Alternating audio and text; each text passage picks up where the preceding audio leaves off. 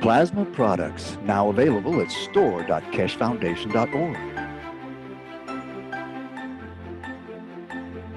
Plasma liquid hand soap, antiseptic, moisturizing for well-being.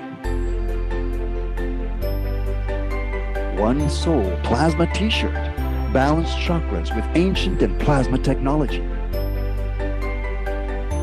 Visit store.keshefoundation.org for these and other plasma products.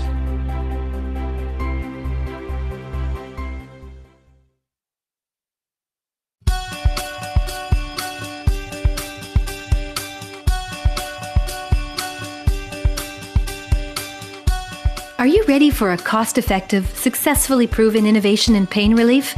You need wait no longer. Introducing the Keshe Pain Pad. Using plasma technology, which is based on magnetic gravitational field interaction, the Keshe Pain Pad emits plasma fields that penetrate up to 3 centimeters below the skin, helping to bring the body back to balance. The Keshe Pain Pad offers a natural way to relieve acute and chronic pain for both young and old. All you have to do is apply the pad on affected areas for 1 or 2 hours once or twice a day.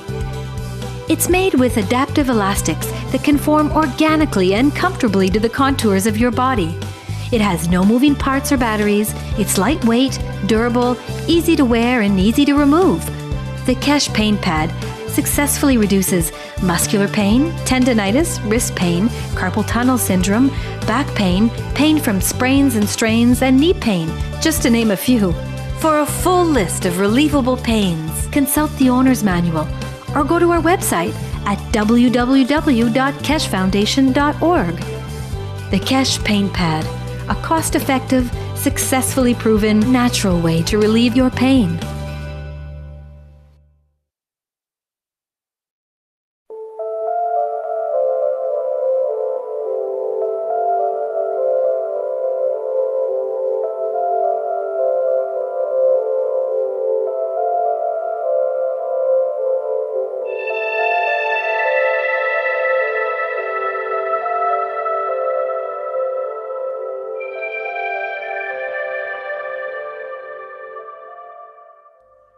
It's time for change to move into the real work of the universe.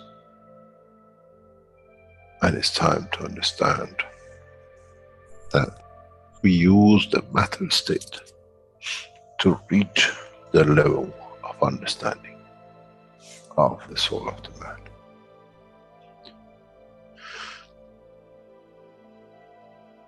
Now you understand maybe why the Creator has sent His messengers in the name of whatever you have had. Is that they bring the ears, that it can be used when the time of the Messiah comes. They can teach the soul and the message, not to oppose, but by them understanding through those who have become messiahs, to give from their souls to these to elevate, the job is made easy. The school is there and the students are devotedly there. Then there won't be any fight between what they call the Muslims and the Christians. The lamb and the lion will eat and sleep in the same nest. The Christians and the Muslims will sleep and pray in the mosque and in the same church in the name of their souls, not in the name of religion that is used to create so much conflict for the benefit of those who were the hyperactive children. The time has come, the time of change is here. And as I said, my wish is my command. If it's your wish to see peace, the path of peace is laid very clearly. It's the soul of the collective awareness. By giving will create that position of change. No other thing. There is no pen in the soul of the man. And I'm sure once you go into the universal community, you will never see anything written but the balance of the fields of the soul of the existence.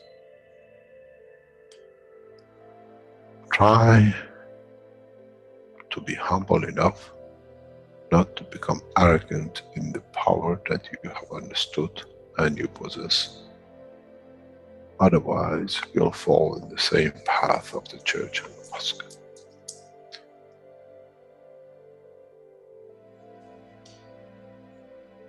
This is what we promised, and this is what we have delivered.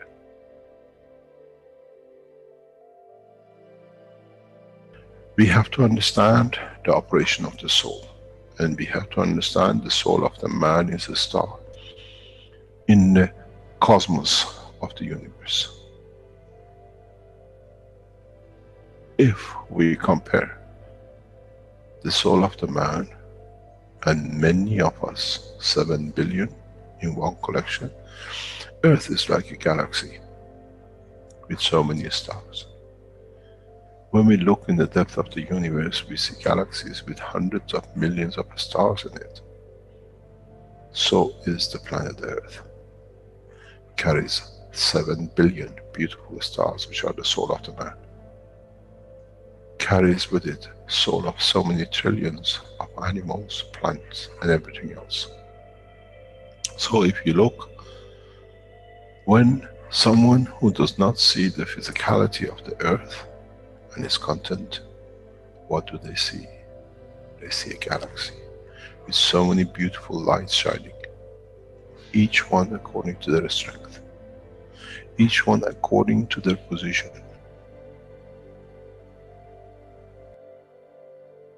An infant has a beautiful soul, so has the old man.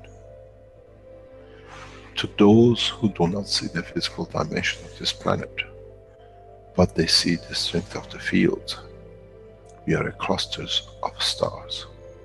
The human race, every single soul, no one from a distance sees that's the soul of a fisherman, that's the soul of the cosmologist, that's the soul of a president.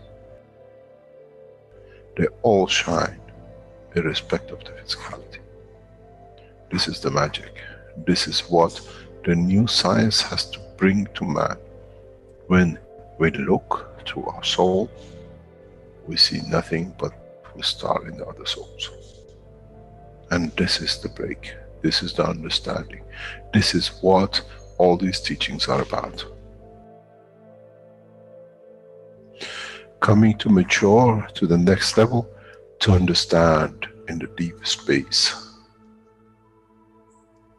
the universe is the oyster for those souls who serve. Then man is ready to go into space. Then man is ready to become part of the universal community which has been promised.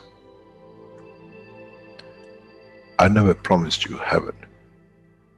I always promised you the elevation of the man to join the family. And now you have the key. It's you who has to open the door to understand, if I can raise the soul of these people or millions of other souls, that the physical life on this planet changes, then I'm worthy to be part of the universal community. To be there to serve, to expand. To be there, to be part, that in the cycle of life of universe, I become, in being part, I become part of the totality. When man reaches that point, a new dimension in the strength of the soul of the man will appear, which is beyond imagination of understanding of the physical life. It's the gate to the opening of the new life, in a new dimension, which is beyond imagination of what you might call a new beginning, a new cycle. Which that cycle carries with itself the origin of the creation of life, a in the universe and universe.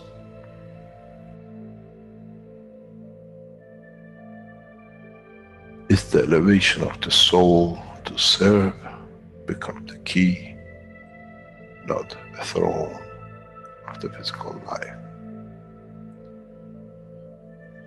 The time is right. The time has come for the man to go through this process.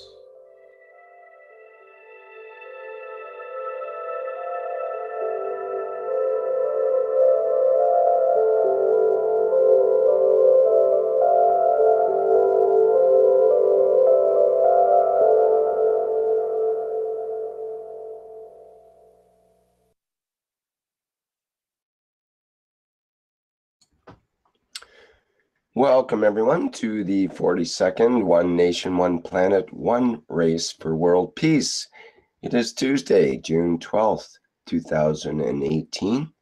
I'm your host, Rick Crammond today. And once again, we are joined with Caroline Keshe of the Keshe Foundation. And she will lead us through today's activities of the One Nation, One Planet, One Race, as we have for the last 41 of these teachings. And I think Caroline's ready to go here. So let's get into it. Caroline, are you there? Yes, good evening, Rick. Good evening, everybody. Good evening, team. We're all working together. I hope you're ready for a nice stock of coffee and tea, because we never know how long this journey will take us. I know we're going to have a very slow start because it is warming up time, as we say.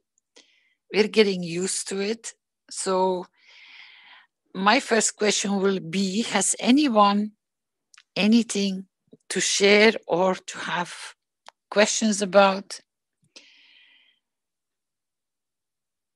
And if it stays silent, I will break the silence. Anybody? Well, I can just start by saying there's some pretty amazing things happening on the world scene right now, with North Korea and the United States sitting down and agreeing to some concessions with each other, that North Korea will denuclearize and that the US will stop their war exercises around South Korea and North Korea. And this is a big change. I mean, things could very easily go back the other way, some people might say. But I think it's a really big indication that the will of the people toward peace is becoming more and more pronounced. So I think that our efforts in this group are paying off in a way as well. And we never know exactly if there's a exact relationship between what we do and what happens in the world, but it's nice to get feedback like that. Of course we do. And this came from the point where Flint started the wish, when we were asking how your country could serve humanity and planet Earth in its most beautiful way. And that was retrieving. And that retrieving has started, because that cost a lot of money that can and was wished to be served for other purposes. And what did President Trump called it? No more war games. They are too expensive. Well, that's amazing, and maybe they'll just play their war games on computer now. And you know, that's, if you have to do war games, then that's probably the best way to do it, and not in actuality on the physical level. Even those have to disappear. Yes, indeed, but at least that's a transition period for those that have to reach out and touch somebody. At least they're doing it virtually instead of through the physicality. So maybe we can wean them off that way. So we can flick up on our wish list on the charter and go back to where that wish popped up and read it again. And then from now on, I think, Rick, I think we have to start putting space between the wishes and bring all the confirmations we see appearing worldwide. Just write them underneath, because our generation knows about this. But the next generation, which is going to go through this wish list, they will see the confirmations, how it works. So they can listen, they will listen to our presentations, but then they will also see it physically appearing underneath the confirmation of the wishes. And this is something we should have done from day one, but maybe it's time now. And that coming from a president from the United States after such a beautiful wish, which we all wished for, no more war games. Wow. Now, maybe we can even confirm that wishes truly come true when they're wished from the heart and the soul.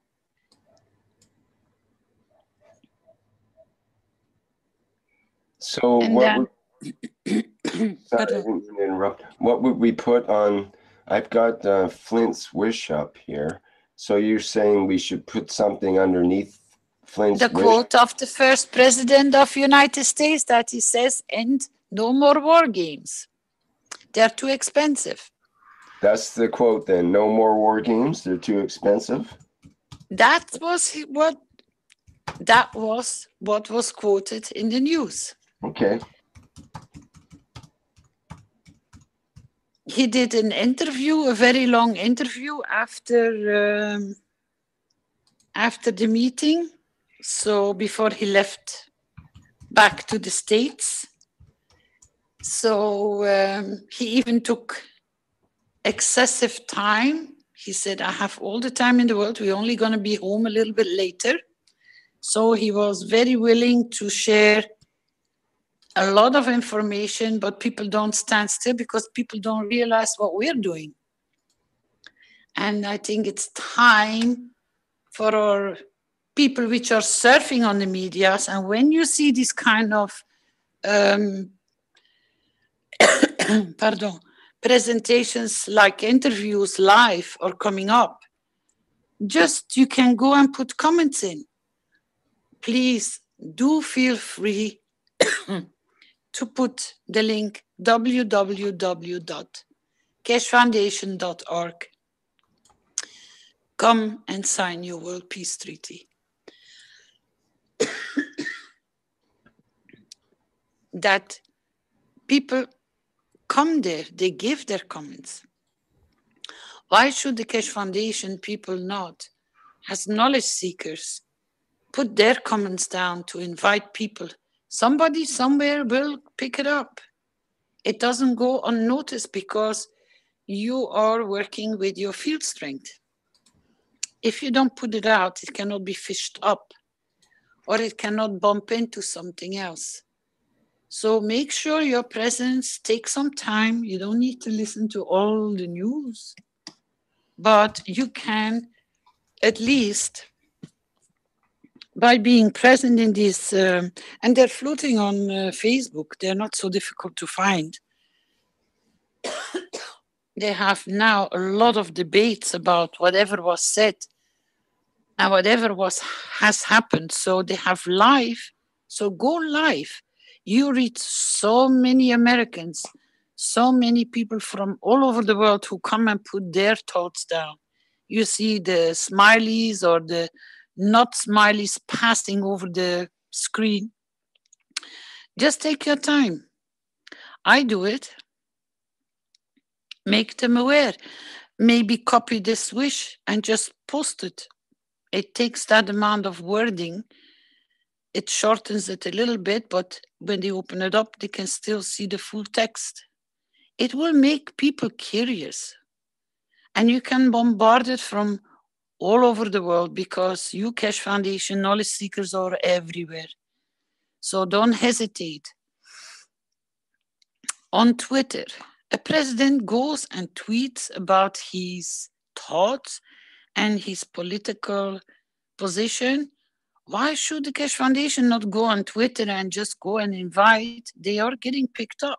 I even put them under their quotes like a message.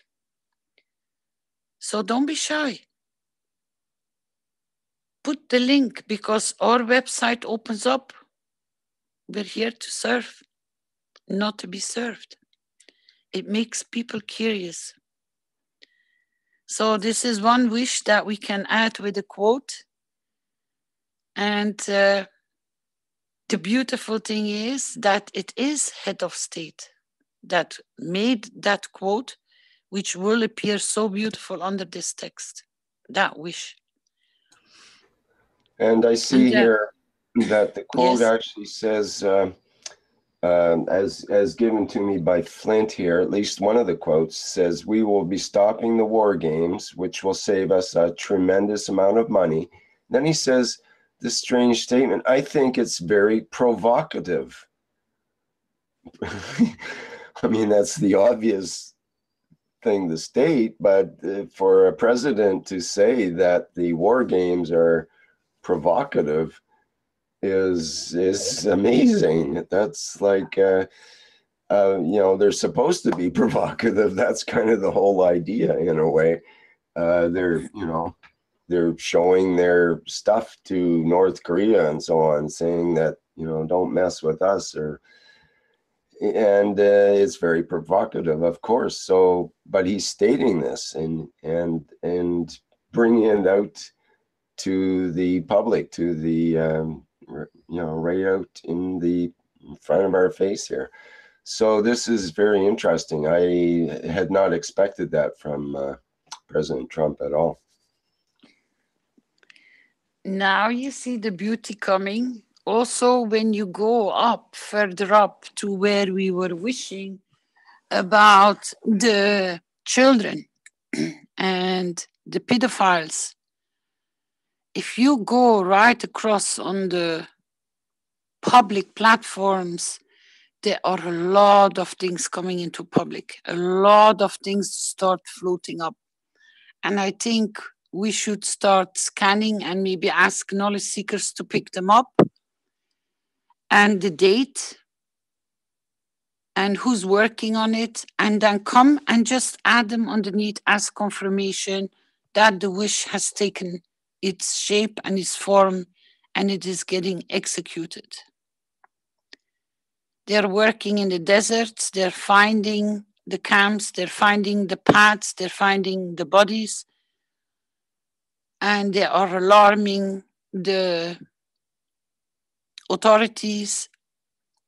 They tried to shut one down, and then they found more evidence which cannot be overlooked anymore, so they have to reposition themselves to go and be taken serious.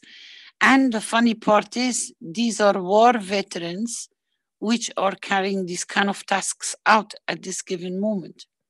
There are videos on Facebook, and they are scouting through certain routes where they have bumped into this kind of atrocities, and they're doing their job.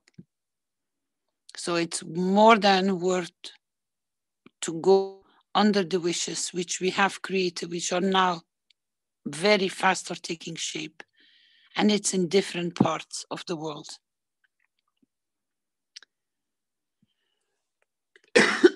So we are not only achieving one wish, we are achieving multiple wishes at the same time. But it's like they start coming in bigger floods, which means we are on the right path.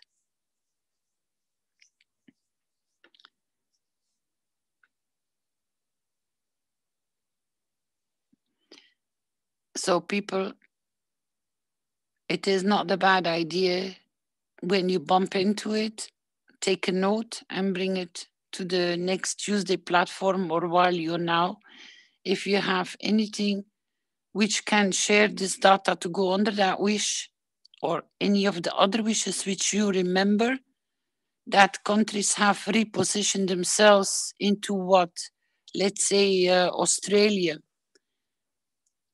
We would like to have some more news on the wish we made for Australia. So these are all little nice messages which we can add to show the path that it works with what we are doing.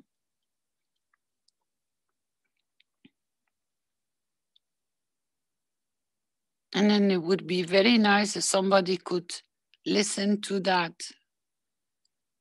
interview again, because he dropped more than those two nutshells. It was not only signing the peace treaty between North Korea and South Korea and in where it was, but not only ending the war games, but there were a lot of other messages within that. I need to listen a few more times to pick all the information up, but that was the most important one I wanted to share with you, and I'm glad you brought it up, Rick, because it is amazing.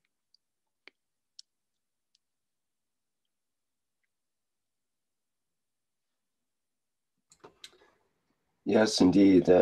Also, I see that Yvonne has posted a couple of links in the chat, and there's a map of global display of human trafficking incidents and news, with all the latest news on who's getting busted for what and the people arrested and all that kind of thing, happening basically live in real time. That on that map, and there's a spreadsheet of all the people that have been arrested and busted in various groups and individuals and so on. If people really want that information, or we could post it underneath where that previous thing was in the previous statement in the public wish here. I'm not sure where that was actually regarding. And Rick, not only that, have you noticed, or in the public, have you noticed how many victims are start standing up and speaking in public? Oh, absolutely. So it's part of this Me Too movement in a way too, because that's sparked everything off in a way. Well, it's a change of attitudes going through the whole world right now, especially in regard to women, but also regarding the slave mentality with slave human trafficking and slaves, and it gets into the sex slave thing, and gets into the various activities of many groups, including everything from terrorist groups straight through to UN groups, and this attitude or the things that have gone on in the past has pervaded all of these agencies, and now there's a global house cleaning going on, and they're all forced to look at themselves to see what's going on, right from their workers to the very top. And there's no one in the world right now that's above being brought down by their past actions in a way. So we have to realize that we're in a different situation now, and in a way, people have to behave themselves in our current world, or they will get busted, basically. And almost every person has a camera now. There's cameras in every corner of every city. There's recordings going on, and there's the people that are involved with these activities are really, they like to record these activities. That's the whole point of it, in a way. And that's their mistake in this modern world, is you can't record activities that are harming others and basically get away with it. So, and that goes for the war machines, and it goes for anyone, anywhere on this planet. And it's a new world, and we have to accept that. And it's always been that way in a way, because you can't hide from the soul. You can't hide from the truth. But yet mankind's, trying to do that through the millennium. And now our activities, our behavior is essentially available to others. And the more you hide it, the more they're going to want to look for it. So we have to become honest in our activities and honest in our thoughts and our feelings, and become close to the soul, because that's the way of the future, is, in my opinion, at least. I could be off perhaps, but that's what I see.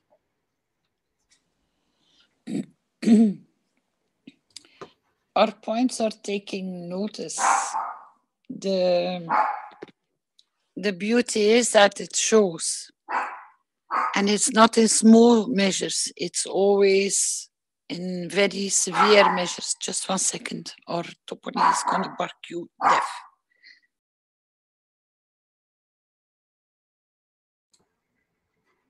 Thank you, Carolina. I'm sure it's something important in the background, otherwise your alarm bell would not have gone off there.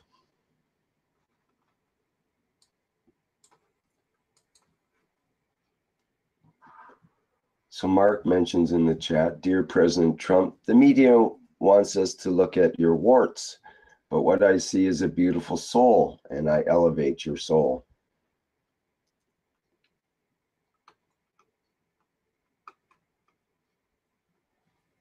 Yes, it's interesting. I remember,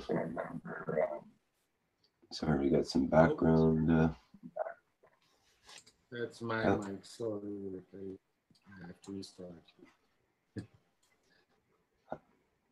Oh, okay. I'm back. I'm back. Did you want to say something, Boris, or was your mic just come open there? I take that as a no. Go ahead. I have a bad connection. I have to restart soon. And I come. Okay, good. Thank you. And you're back, Caroline? Not hearing you. Your mic is muted. Maybe you still have some. Nope, it's quiet. Oh. It's gone quiet. Okay. Because I know he can go very loud. Yeah, well, there's always a reason for it. That's the thing. It's like when your doorbell goes off, there's always a reason for the doorbell going off. And usually there's a finger behind it and a person with the finger. So I'm sure when your dog barks, there's a good reason for it. He doesn't bark randomly. No, he always is talking, conversing. They understand so much. People have no idea sometimes. The ones which are very close to animals, they know. They learn to observe them. They're great companions. So the beauty is on this platform that people getting more and more confirmation to be confident that they are the change. They are the wish in the change. So if you have more people that can share or want to come and share what they have noticed in the news, that will be perfect, because maybe to maybe to add something too. Has anybody taken notice how much movement just before the Iran deal, how many presidents have been on the move? Has anybody taken any notice?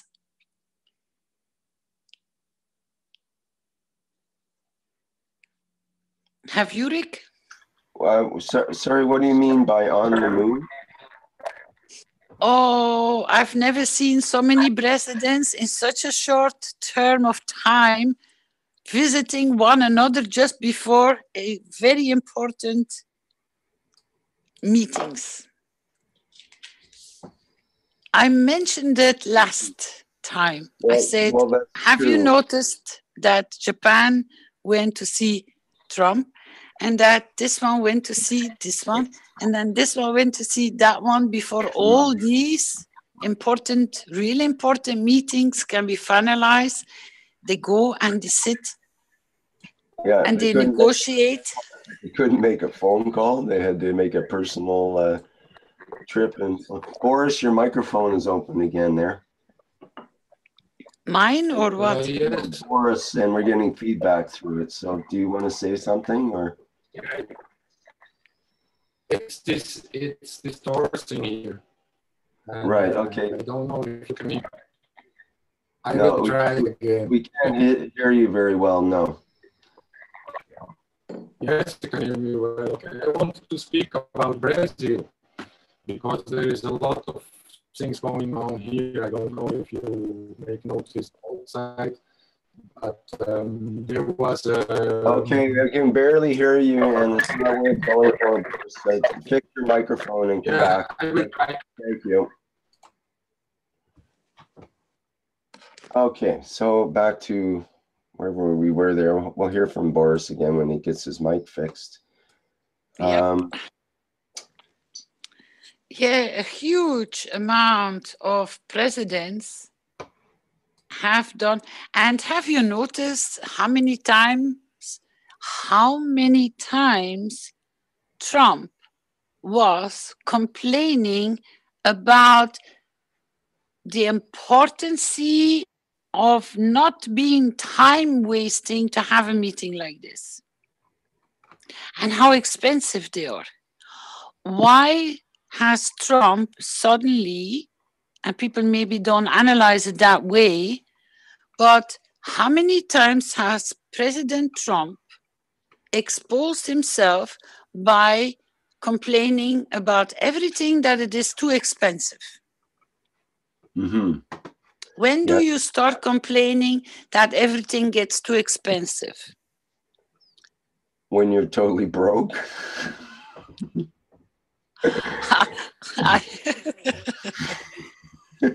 Well, that's when things look expensive, is when you have no money. If you have tons of money, then you don't complain about things being expensive. So it turns out that the US, I just read recently, owes more money than any other country of the world, and they borrowed money from every country of the world, including the poorest countries of the world, in order to support themselves. And now it's time to pay the price, and they don't have. It's not something that you heard. The president himself today admitted to it because he was doing the calculations live. If you listen to it, he even calculates how much he's in debt with Canada, I think.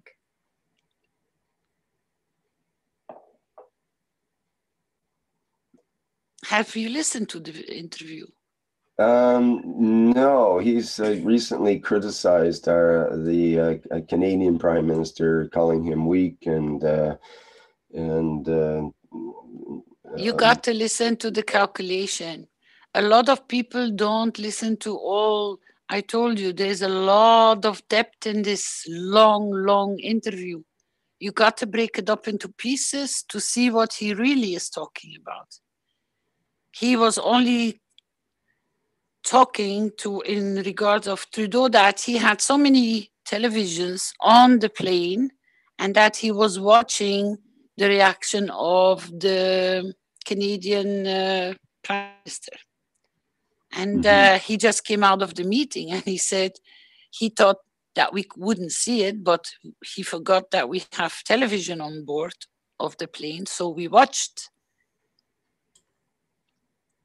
But it's the figuring which comes out of it. People have to start breaking these kind of interviews into the topics which are coming up.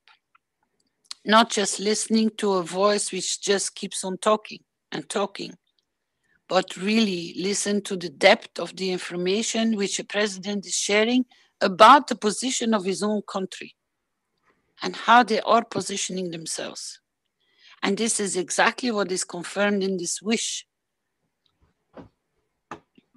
from Flint.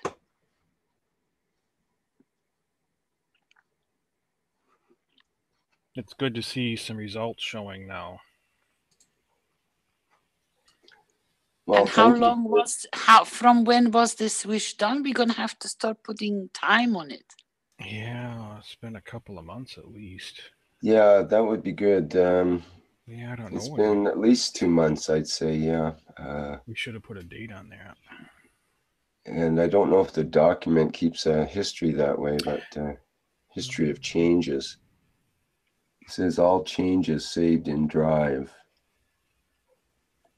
So actually, we should be able to find out that through the changes saved in Drive. If somebody can take the time to find out where these wishes have been created, the time and the date, and then see when the results are coming up, what the results we are putting from now, we will add the dates to it, because they become like historical confirmation. But we can link them to something which we know about. But it would be nice from the time it started, because the bigger the plasma field it needs, and the more strength it needs, and the more souls which are going into that direction, that takes time to build up. And also the importance from what Mr. Keshe achieved with the Iran deal, and then the positioning from the United States, and then why the change of trade starts happening, and then you see all the heads of states start moving, but not breaking up. They're not bending anymore. And they have had all live meetings, not on the phone, not by courier, not by their representatives, not by their ambassadors, but they went personally to see one another. And that has created a lot of moving in the last 3-4 weeks.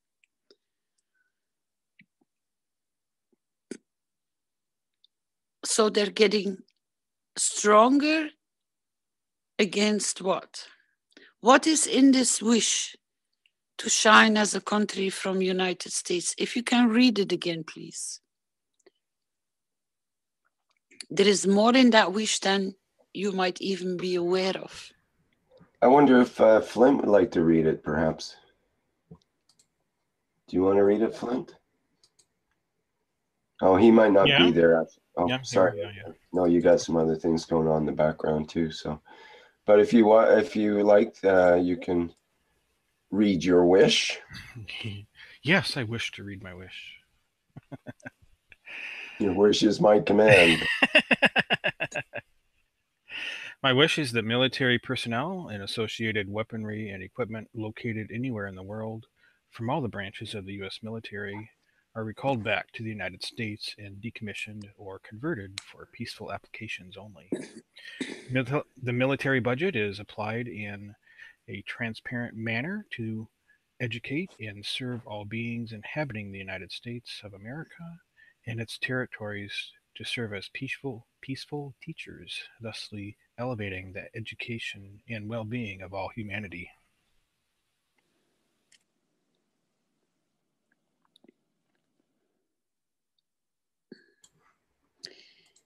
And it would be nice, Flint, to read your answer. Yeah, just earlier today, a few hours ago, President Trump's articles came out. It says, talking about no more war games. They're too expensive. Quoting, "We will be stopping the war games, which will save us a tremendous amount of money." I think it's very provocative, Trump told reporters. Under the circumstances, we are negotiating a complete deal. It is inappropriate to have war games, number one. We save money, a lot. And number two, it's really something that they very much appreciated, was Donald Trump quoting that. The article's there in enca.com website.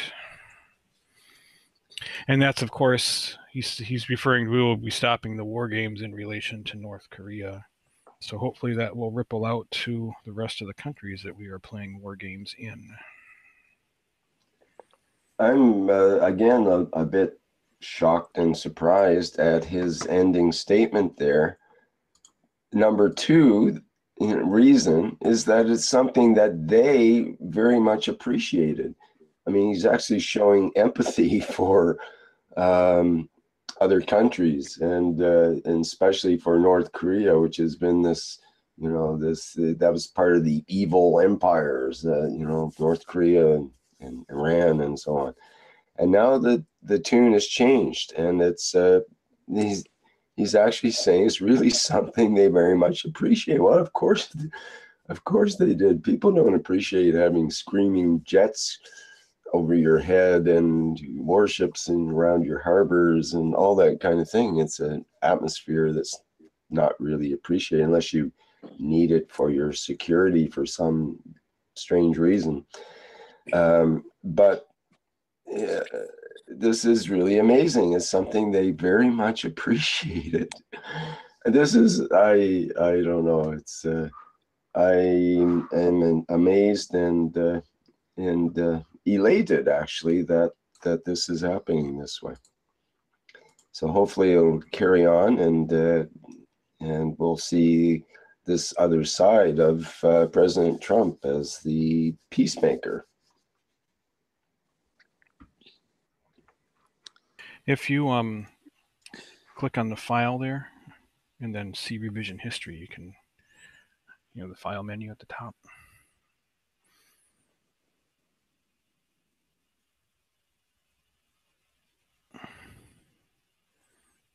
Version history. See version history, and then here's all the different times this document was edited. And then you just click on one to, you click on one to restore it with the most recent one at the top right there, today.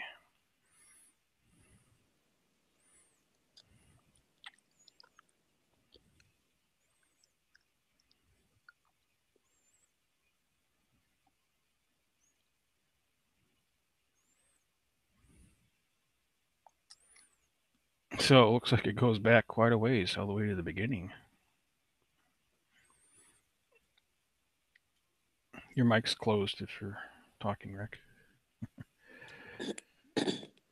Oh, thank you. Yes, I have been talking here.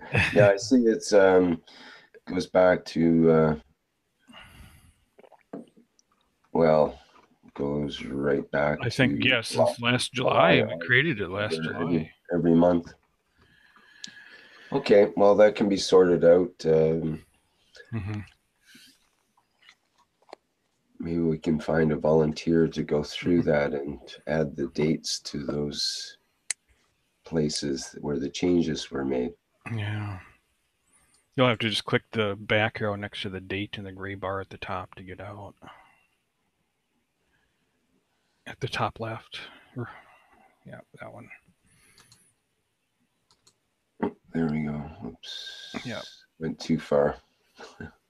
Oh. Go back to there. There we go. Yeah.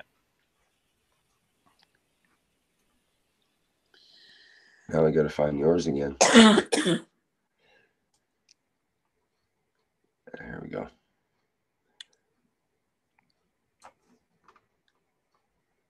Okay, thank you, Flint.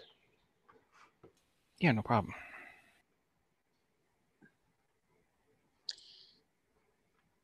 Something came up in the discussion of the interviews before everything calmed down, and actually why the first meeting was cancelled. This meeting was because one of the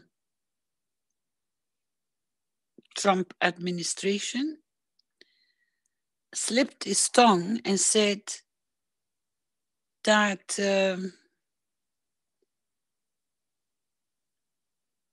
Gaddafi didn't have any protection. And the way it was said that they brought the country down, I don't understand why nobody even responds to this kind of admitting what actually happened in reality. Because it got repeated again that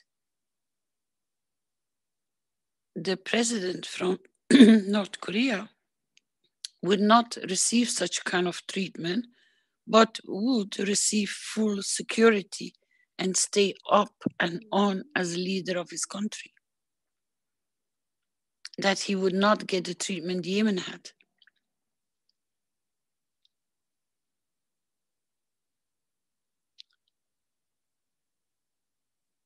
And all the others,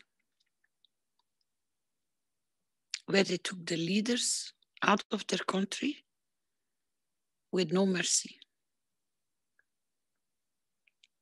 And it's in black and white. It is in full display. And this is something we're gonna have to work as a wish. As Mr. Keshe said, and as we saw in the intro video, all these hyperactive children, we can give them so much that this hyperactivity, I exist or need to exist in that way of manner, can stop.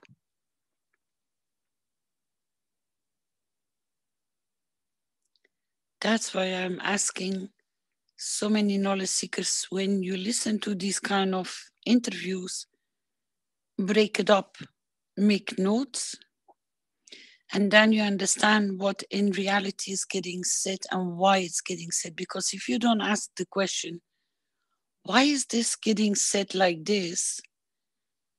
And how can a country decide if another country can exist in its full freedom and in its full development as each country has and is entitled to?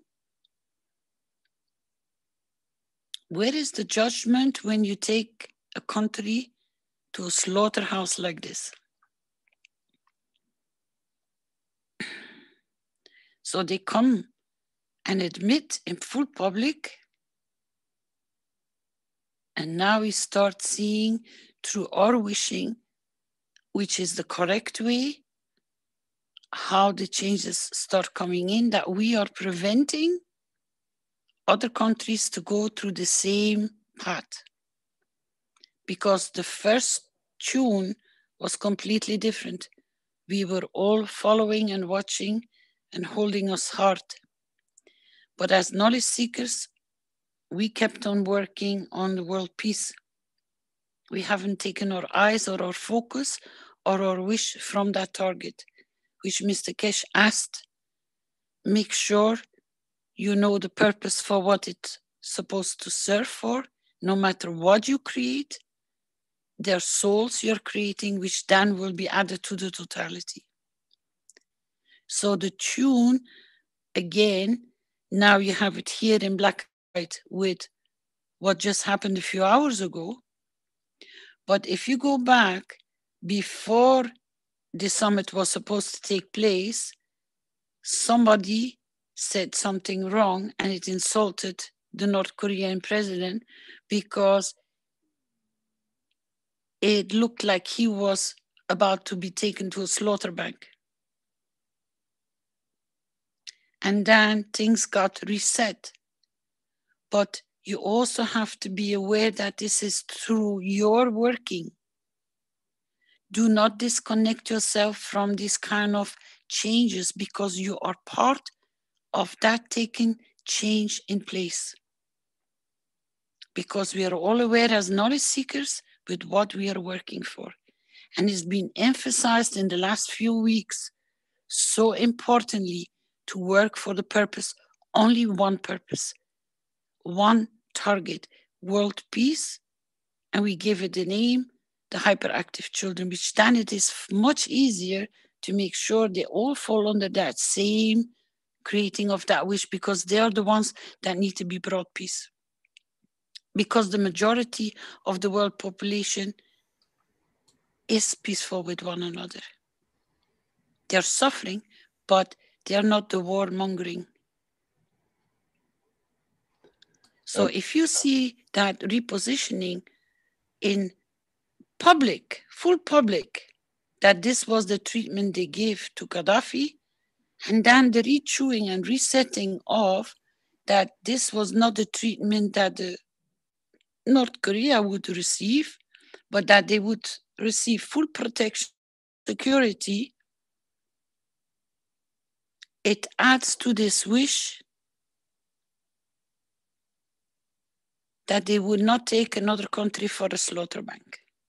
So our wishes are working in different levels, and we are achieving it.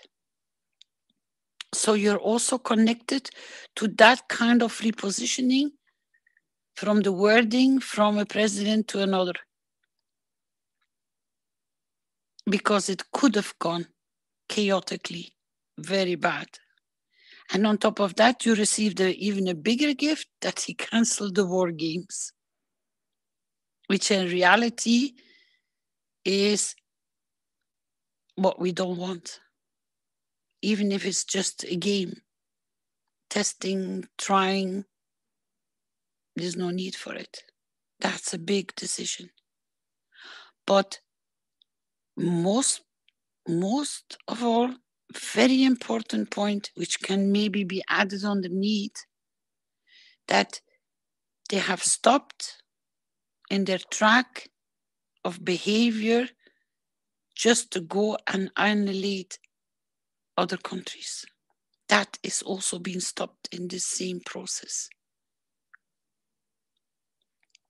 And maybe not many people have stood still.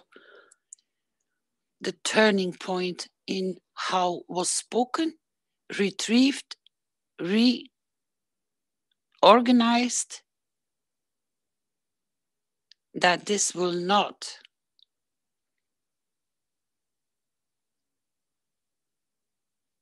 happen again. I don't know how many people are living in North Korea, but I definitely would not like them to go through the same process as all the others. 5 countries up till now. So we have achieved that as well in this wish. You wanted to say something, Rick? Well, I thought it was interesting that we not only we didn't wish to block these hyperactive children, as you call them, but to elevate them. This was the idea of to give from the soul, to elevate these world leaders, and I think that's the difference of there's no, you don't have to be aggressive, you don't have to be wanting something to not happen or trying to change things directly. It's a matter of elevating others so that they can see what's going on and make the correct choices according to their soul, and everything will work out fine at that point. That's a different way to approach the so-called problem, let's say. There doesn't have to be any negativity. You don't have to wish that we don't have this and we don't have that, because everything takes care of itself in a way once the situation is identified as the way it is, and it's natural that it resolves if the people involved are coming from a place that's closer to their soul, let's say, than it was before. Also, something to take in account But when you analyze what I just explained, and what you just explained is, look, what I previously said, I said, have you noticed how many presidents have been on the move? And this happened after the stopping of the Iran deal from United States. That's where everything starts shifting. So all those countries which started going on the shift are all peaceful countries. So they have literally put their shoulders one against the other, that even the tune and the tone was completely reset in what happened today. And it's thanks to all those heads of state that this was accomplished, because we have started working from the time of last year in the World Peace Treaty, the blueprint of the World Peace Treaty. We've been working on those topics. So we have only given more to the ones which are already peaceful, to be able to sit down with what we all acknowledge was and is United States is literally putting his foot with, as it is in this wish, everywhere they have their military ready to go. So that is another level that can be added to this wish, that we have reached all those other heads of states to come to negotiate with one another in a peaceful manner, and they have moved in public domain.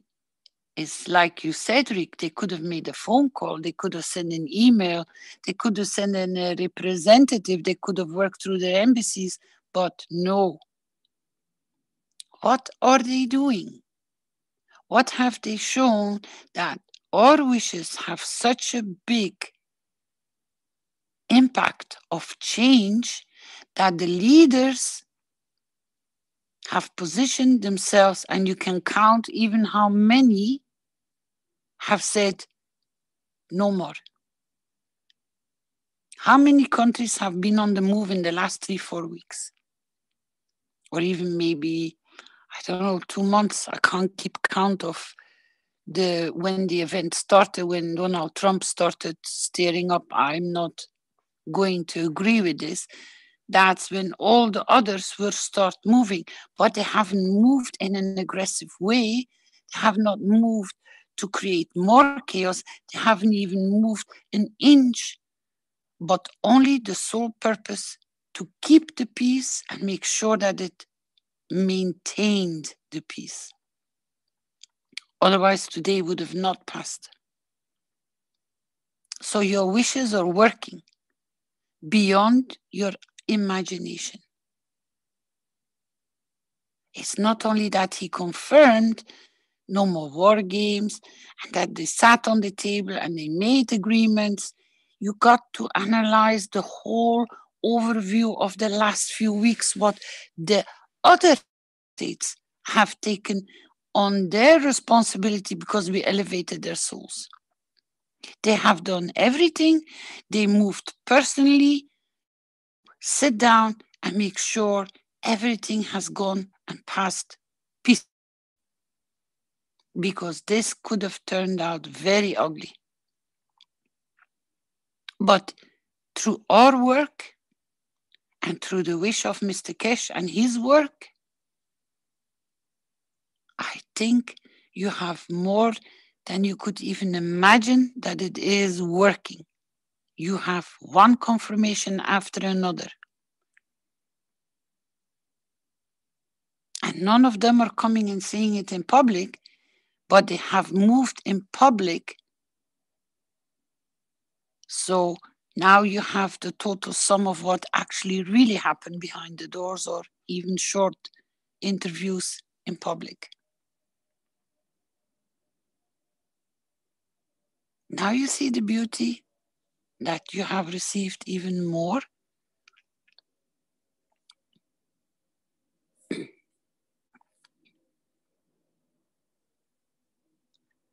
And that's huge, Rick.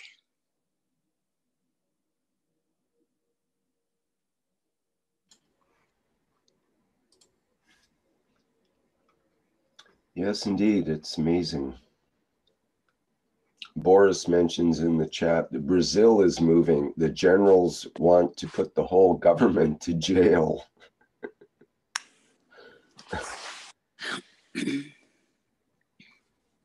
That's why I said the knowledge seekers have to have this kind of platform like today to review, and with whatever knowledge they have picked up from the interviews, you got to look at the complete moving. What is moving for what purpose? And Trump was always talking ahead of him, and he got silenced in his track as he was planning to do. It didn't happen. It changed 190 degrees. Because the Keshe Foundation as a family has a strength in soul beyond imagination. And this is the confidence I want to share with you. I want to give to you to acknowledge that strength. You did not have to be in any of these meetings. You had to not to travel to any of the war zones. Just simply giving from your soul with the purpose for world peace, and you are achieving it. And we are getting results on all different platforms of all the wishes are getting accomplished. And these are big wishes. It's never been done before for the totality of humanity and all the souls on this planet. Because it's not only that we are stopping the humans in getting suffering, it's also the plant life, the animal life, the whole environment is getting damaged when those bombs explode. Everything gets distorted, and planet Earth is suffering with it as well. So we're bringing peace to uncalculable amount of souls on this planet. So my advice would be, wherever you work, through your soul, keep the target going.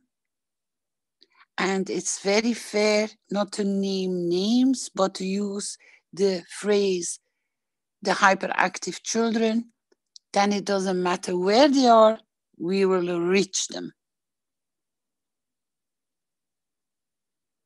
And that's our target as a Keshe Foundation for the world peace. And I think we will see changes more and faster because it's coming in this wave of energy. Because all of us have started understanding where to pull and where to give. And if we focus in our teachings and when we have our meetings, and if you have spare time, just to focus world peace and to give to all those hyperactive children, I call them, and you create a smile on your face, they will receive so much from all of you that the changes will not stop. By next week, we might have more surprises.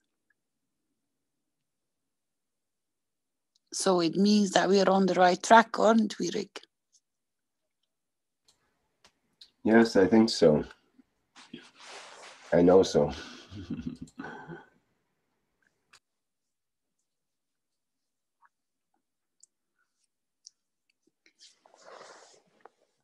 Has anybody seen any other changes that maybe it skipped our attention, because those changes are adding to see the flow of your energy, which has been literally applied for world peace. Has anybody else noticed extra things besides just the general media? Well, I will notice another thing, entirely different concept, which is there was a picture, I can't locate or show it right now, but there was a picture on the internet of an elephant in, I believe it was Africa, and the elephant had a lion cub wrapped up in its trunk and was walking along this road with a lioness beside the elephant. And what was happening was the elephant was carrying this little baby lion cub in its trunk to the watering hole, which is many kilometers away. And the lion and the cub were both very tired from trying to get to this watering hole, and the cub couldn't make it. So the elephant was carrying the cub in its trunk many kilometers to the watering hole so they could have water. I thought, wow, that's amazing. And it just seemed to me, there's other examples of showing cooperation between animals that you don't normally associate cooperation with. And, you know, of course, the internet's awash with such animal videos, cute animal videos and so on, showing cats and dogs getting along and that kind of thing. But there's a lot of pretty amazing kind of things going on. We see geese feeding fish, for example, feeding corn to fish one at a time and selectively to each fish and so on. I've seen several videos of that, and that amazes me. And many of the examples like that seem to be coming out. I mean, perhaps animals have always been doing this. It's just we haven't had the cameras everywhere to capture these sort of things. Or perhaps there is a new sort of emotion that's pervading the planet now, that enables a getting along of certain animals that wouldn't get along before, or perhaps certain humans that didn't get along before. And in a way, maybe there's an elevation occurring on all levels on this planet. That's what it seems like to me, is the indications that seem to be coming through. I've seen that one too, with the lion and the cup. It's remarkable. There are a lot of those which start coming into vision. Maybe they were, maybe they were not. But now they're coming up as a confirmation, Rick. They're getting noticed. People start seeing and doing extraordinary things for animals, which some of the hyperactive children are still causing for them. And the people which are close to animals, it would be nice to also put your attention to the hyperactive children which are damaging any kind of animal, anywhere. Not only on humanity, but to include, to stand up for the animals which are really suffering. There's another example that comes to mind of this woman that showed in another Facebook post, I think it was. Actually, it's on the internet, all over the internet, about a woman that befriended a bumblebee. this bumblebee was either born or somehow had its wings destroyed. It had no wings. Can you imagine, as a bumblebee, you'd be pretty hooped. You'd be in bad trouble if you didn't have any wings. How do you get your food and so on? So she found this bumblebee with no wings and took it in and fed it and so on, and basically became friends with this little bumblebee and took care of it and whatnot. So again, another example. Now, I see that Elizabeth had her hand up here. I think she wants to say something. So yes, hi everybody. This is Elizabeth from Halifax, Nova Scotia. And I went to Ottawa and I had a great experience in an area I usually dread going through, which is security in the airports. And this Friday, I left on Friday and I came back Sunday night. And both times, first of all, there's many more women security agents now. And it was like I was just going through to someone's house and saying hi. It was so, they were still good at security and checking. I had a little black Buddha in my carry-on case, and that sparked off their alarm. But when they saw it was a Buddha, they kind of laughed at themselves. But it was honey and not like it used to be. So I think the elevation of souls has really come through even our security, where before, a long time ago, it was pleasant, and then it became very unpleasant. And now it's very different. I noticed it both times. I was so thrilled. It makes me want to travel again, because that used to be like a block. Oh, but now it's not at all. So I think I have changed, but I believe they have changed too. It was a really nice experience. So I just wanted to share that.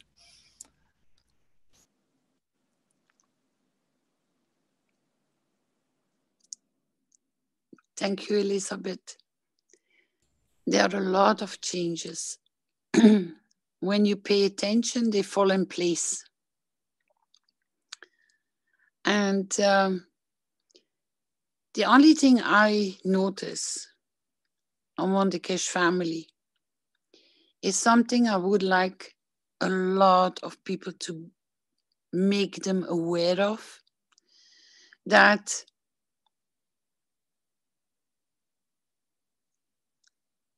ethos has not been fully understood.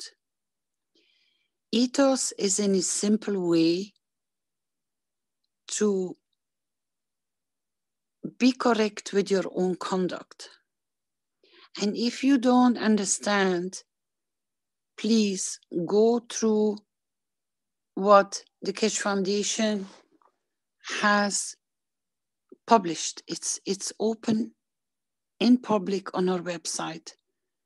Go and take your time and read the commandments. Go and take your time to read the Earth Council. Go and try to go through the Universal Council. All these publications, they are so important to be able to find your path in the ethos. And the ethos is a very simple statement. Who am I? What am I? And how do I conduct myself without judgment anywhere outside?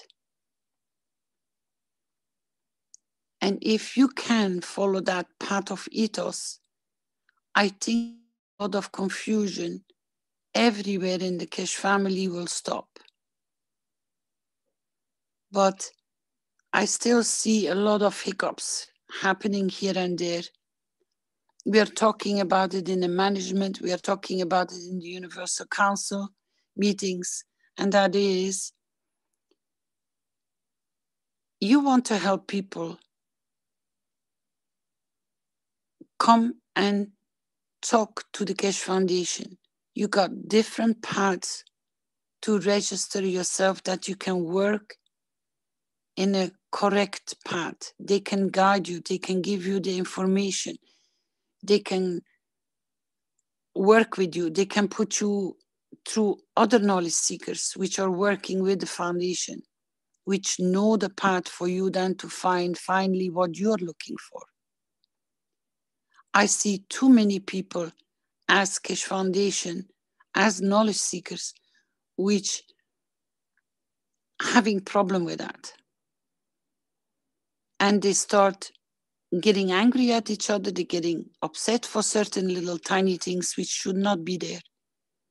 Our website is providing all the links, all the information, how to be a knowledge seeker. I would love to see this aggravation for misunderstandings, not knowing what or how. Ask knowledge seekers. If you got a question, I've given that advice to a lot of knowledge seekers. Just post it on the Facebook. You will not understand how fast you're going to get bombarded with answers from other knowledge seekers, but in the true sense of helping and support. But don't try to be better and then bringing other people down. It doesn't work that way. You're only going to damage yourself. Be straightforward. We are creating all the paths. Become a student, please. Register yourself so that it is easier to be able to work with you. Become a distributor if you want to start working. If you can go higher, then register for manufacturing. Our people are there to guide you through the process. Don't hesitate to ask if you don't know. The ethos will be one of the most important things as a Keshe family for each individual knowledge seeker. To know, and if you don't know, come and ask.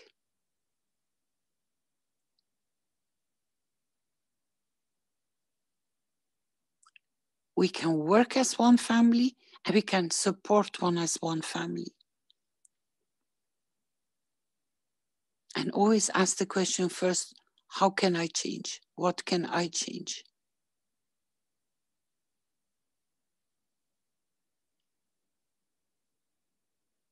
Because we got still the part of the physicality with us.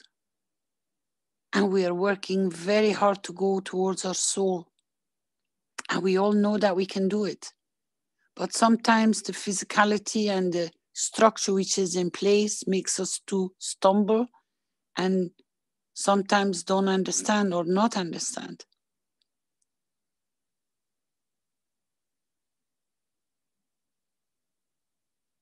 If we want to work towards one target, which is world peace, then acknowledge that you're a beautiful soul and you're part of it.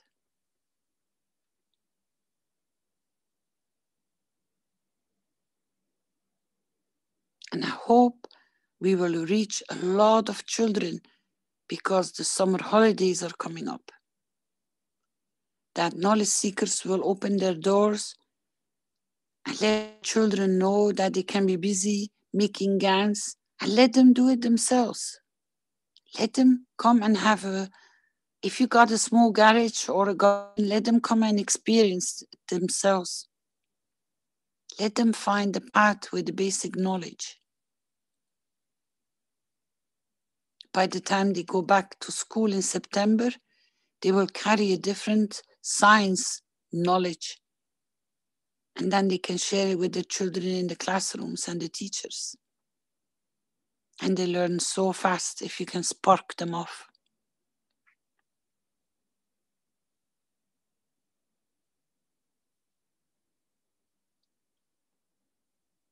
It's a message because I've seen a lot of discussions going on in the background and I receive a lot of them. And I would love us all to see to work together. No agitation. Just simply ask if you don't understand or you don't find your path or you don't know your path. Just simply put the questions up. They are going to jump on you to help you.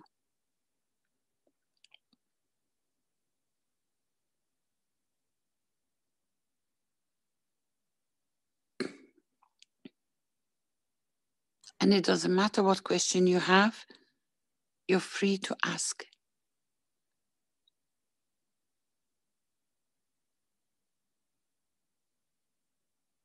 We encourage people to come as Universal Council support members. We are receiving more and more applications for support members and council members. I would like to share some information about that point that maybe might not be understood. You can only apply for becoming a Universal Council member if you're native of that language. That's one of the priorities. The reason why is that because you're native, and it is in the benefit if you speak more languages and you traveled into more countries, but the language you're standing for, you have to be native, because that's where your natural connection is with through the emotion with those people which are speaking this language. You know their tradition, you know their habits, you know more or less everything about them, because you're going to be there for them. We have received a few applications from people which are fluent in the language, but they're not born, they're not native from that country. And it is explained on our website of the Universal Council in the Charter. We can accept your offer to become a support member with the greatest of pleasure.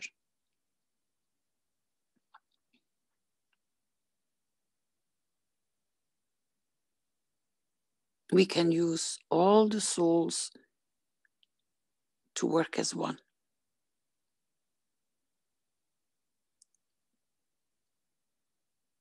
And it will be beautiful to see how much support is coming. There's a lot that needs to be done.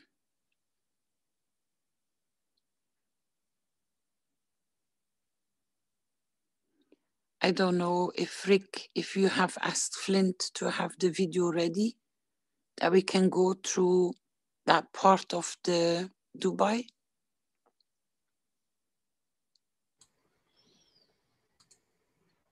Which video? Which video is that? Sorry. It was with it's part of what was set up from Dubai with the slides, how the information was, this video was released before, if it still is in public or not. It's with the slides of how the whole setting of the Universal Council was given by Mr. Keshe.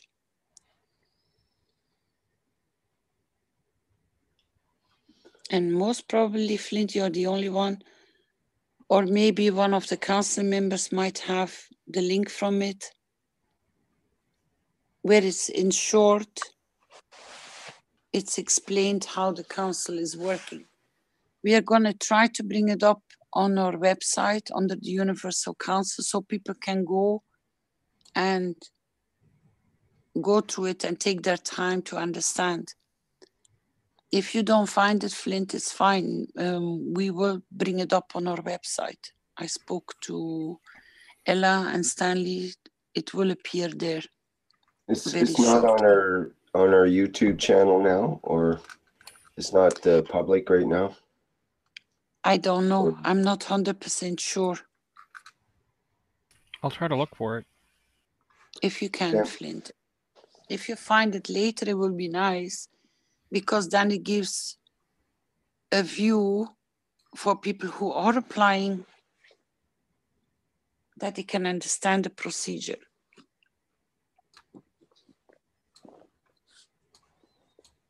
It was definitely in a public workshop because we transcribed it. I remember transcribing it. I'm trying to remember the date. sometime in 2017, maybe just before or during the World Peace Treaty, if that's of any help. I'll go look myself and see if I can find it. Thank you.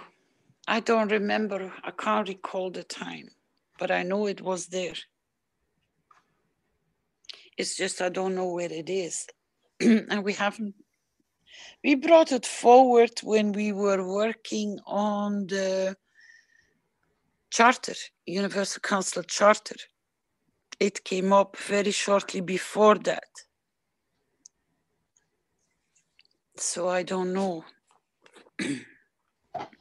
Okay, if that jogs anybody's memory, then let us know and send us a link to the connection where that is.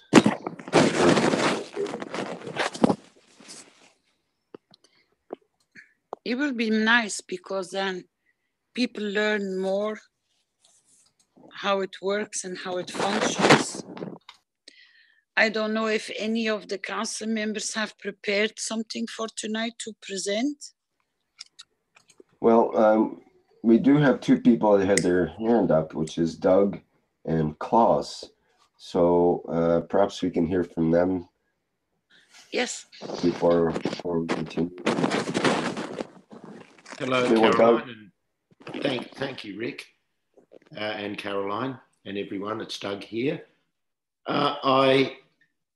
We were speaking about the use of money to finance war and war games and how expensive it is. And I browsing through the internet, I found a press release from a group called the Citizens Electoral Council of Australia.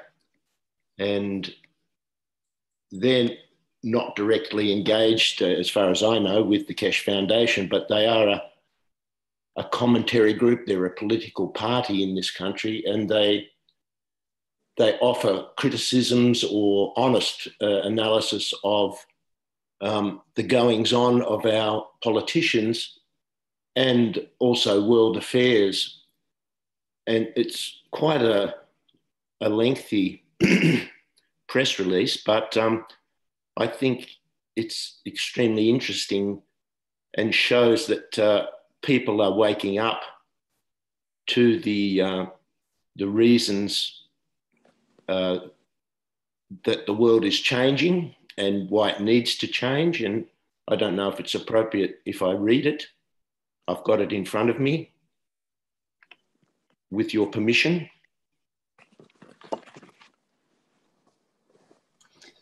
Would that be okay? I'm sorry, what is it you wish to read there again? It's a press release, Rick, from an organisation called the Citizens Electoral Council of Australia, and they're right. That should be fine, I think. Mm-hmm. Yeah, it's open to all. That's why they've released it as they have. Yeah. And it starts, the heading is, why all the fuss over Chinese interference? What are we afraid of? As the furor over Chinese interference in Australia rages, take a moment to consider exactly what we fear may be the result of alleged Chinese meddling in our pristine political system. What's the worst that China might influence us to do? Here are some of the most significant policies China is pursuing, which are distinctly different from that of Western nations, as documented in the CEC's weekly Australian Alert Service magazine. China has reduced poverty by more than 700 million people in the last 30 years or so. In 2017, it lifted 13 million more people out of poverty. China's success is based not merely on economic growth, but its emphasis on investment in infrastructure and productive enterprise, as well as its targeted poverty alleviation schemes. China's poverty measure is more strict than that of the World Bank. China is fostering cooperation with and development of neighbouring countries of Africa and many other nations along the land and sea routes of its Belt and Road Initiative. Its investment is reshaping Africa as an industrial powerhouse. Ethiopia, for instance, boosted by Chinese-built infrastructure, has achieved an annual GDP growth of 11%. The notion that China is deliberately indebting nations to control them is a slur which numerous agencies have refuted. Since 2008 global financial crisis, China has issued credit to the tune of more than $20 trillion. But unlike the quantitative easing of the world's biggest central banks, it has directed it into expansion of physical economic activity and infrastructure at home and abroad. This is one of the few factors that has kept the world economy going in the face of the damaging consequences of quantitative easing, which has only served to fuel speculation over productive activity. Following the 2008 global financial crisis, China initiated a study of its causes in comparison with the Great Depression, including that a major factor in both crises was economic liberalisation and the decoupling of finance from the productive sector. China has acted to reduce speculative investment activity in its banking system in preference to productive activity. In 1993, China adopted a Glass-Steagall style separation of banking from other financial activities to inoculate itself against rampant speculation as it opened up its economy. Shortly after the reform and opening up commenced in the late 1970s, Chinese leader Deng Xiaoping declared that banks should become a lever for economic development and technological innovation. We should turn banks into real banks, he said. The strict separation of commercial from investment banking has protected China's banking system from the full impact of global financial headwinds. Recently, China introduced new foreign investment laws and has increased top-down regulation of its banking system. China's promotion of production over speculation can be seen in the risky area of financial derivatives, which were the centre of the 2008 crisis. Derivatives turnover in Australia is 14 times that of China, despite our much smaller economy and having just 1/60th of the population. The Wall Street Journal reported on 17th of January that, quote, China doesn't have the international, the sort of risky financial products that crashed the American housing market and infected the global economy a decade ago. According to the Bank of International Settlements, China, the largest or second largest economy in the world, accounts for only 0.33% of global derivatives trade, whilst just 6 banks in the USA account for 20%. So what is to be feared if we are influenced by this approach? Here are some of the concerns constantly cited by politicians and media. China might replace the USA as the prevailing hegemon in the Asia-Pacific region. We have been quite happy to accept the constant interference of our warmongering on faked evidence, regime change initiating Anglo-American allies. Now, for some reason, we can't stomach interference from a country which has no history of imperial domination or conquest. And if anything will influence us to achieve all of the above benefits. Moreover, the hypocrisy is astounding. On the 2nd of June 2018, the former US Director of National Intelligence, James Clapper, who is leading the hysteria against Russia for allegedly interfering in the USA's election, admitted in a Bloomberg interview to at least 81 examples of the USA having interfered in other countries, but said it was different because when we tried to manipulate or influence elections or even overturned governments, it was done with the best interests of the people in that country in mind.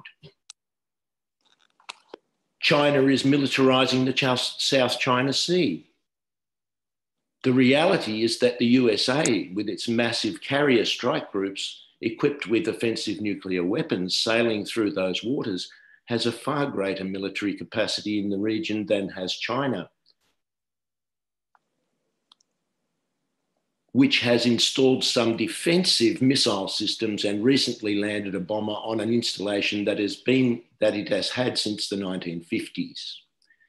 In addition, the British Navy has reportedly announced its intention to build a greater military presence in the region, despite its geographical distance, as part of its post-Brexit Global Britain campaign.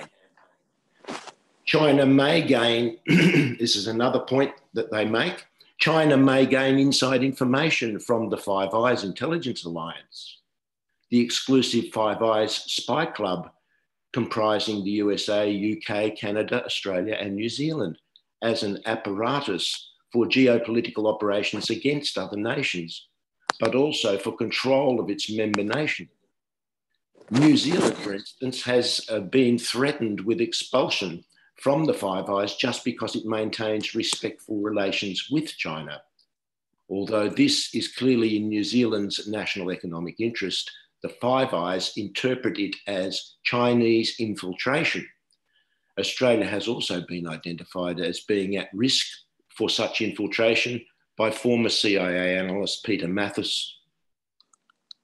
At 5th of April hearings of the US-China Economic and Security Review Commission, such anti-China paranoia has led the Australian government to make wild and baseless accusations, such as falsely blaming China hackers for the farcical failure of the 2016 online census instead of the incompetence of the department and the contractor.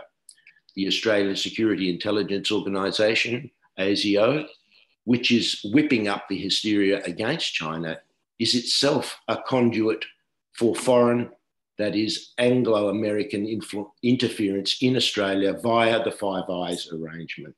The truth is that China is trying to influence Australia for the same purpose it is trying to influence the entire world, to abandon the failed neoliberal policies that are sinking the world economy and destroying people's livelihoods.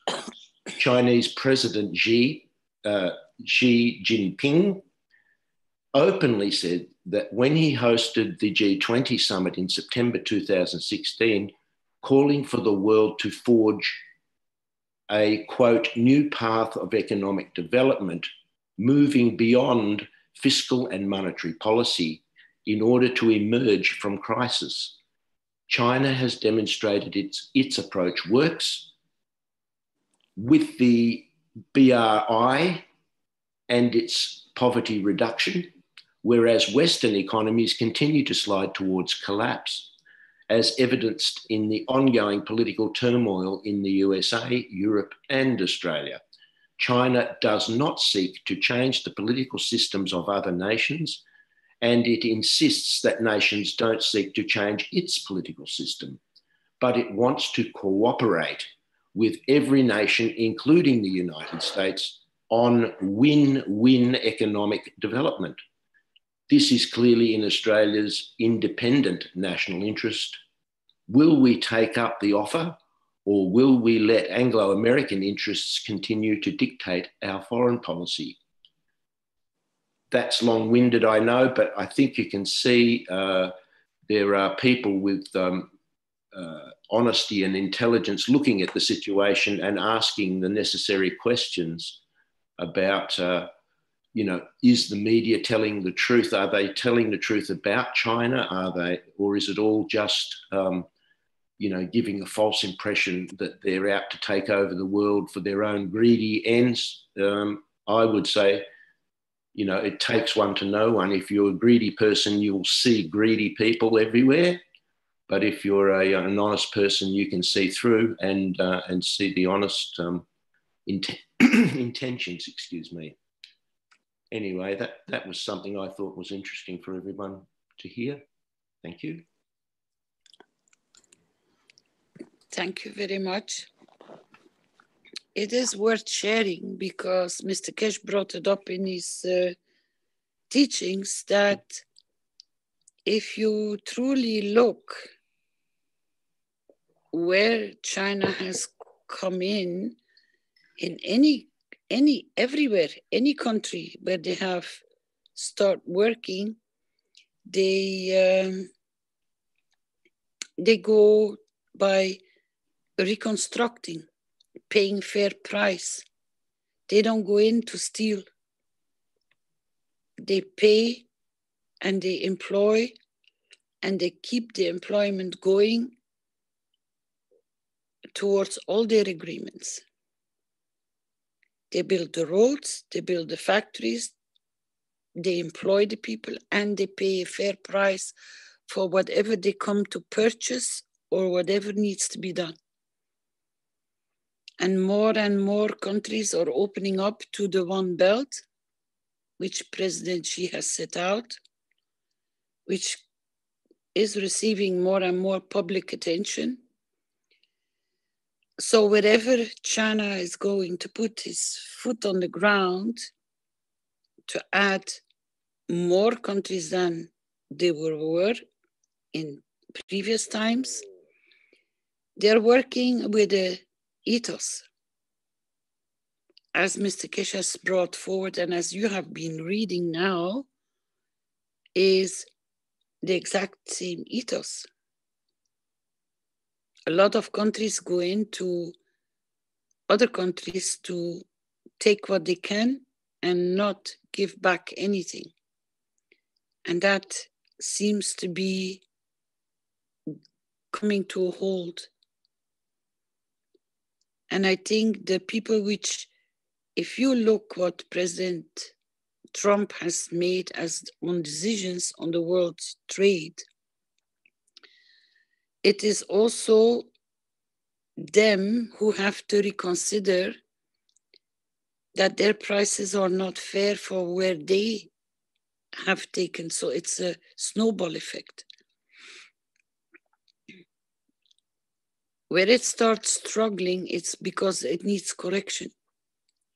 And that's also on the same plateau of the world as it is on personal level. So I thank you very much for sharing. Thank you. I also note that the military must be financed, and so Mr. Keshe is introducing an honest banking system, which or exchange, fair exchange, evenly worldwide, and we can see that the Chinese are trying to bring everybody into alignment where there's no more poverty, and obviously the old system is based on stealing and perpetuating conquest for greedy purposes. So there's now a clear choice which way a country wants to go. So I think that's a beautiful change. Thank you for sharing. That was a very beautiful, positive input. Was it Dr. Klaus who put his hands up as well, Rick, or did I misunderstand? That's right. Thanks for remembering. And if he's still... Hello. Hello, Dr. Klaus. Good evening. Hi. Hello, Carolina. Hello to all. If you hear some noise in the background, I'm sorry for this. There is a storm going on here with a lot of flashes and lightnings.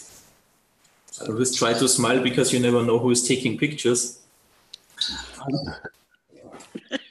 I just wanted to. That's how God takes pictures, is with lightning. That's a good. You never know, you know. God takes pictures with lightning. That's a good one. I wanted to add something which came to your mind when you talked about peace, Carolina. It's the ultimate goal of us. We were talking. Can you repeat? Can you repeat again? You're fading. I'm fading. I'm sorry for this. Maybe this is my mobile, which is maybe beside my notebook. I wanted to add something to the topic peace, and I wanted to add something which came to my mind when you mentioned the peace again, the word peace, or our topic or ultimate goal, peace on earth.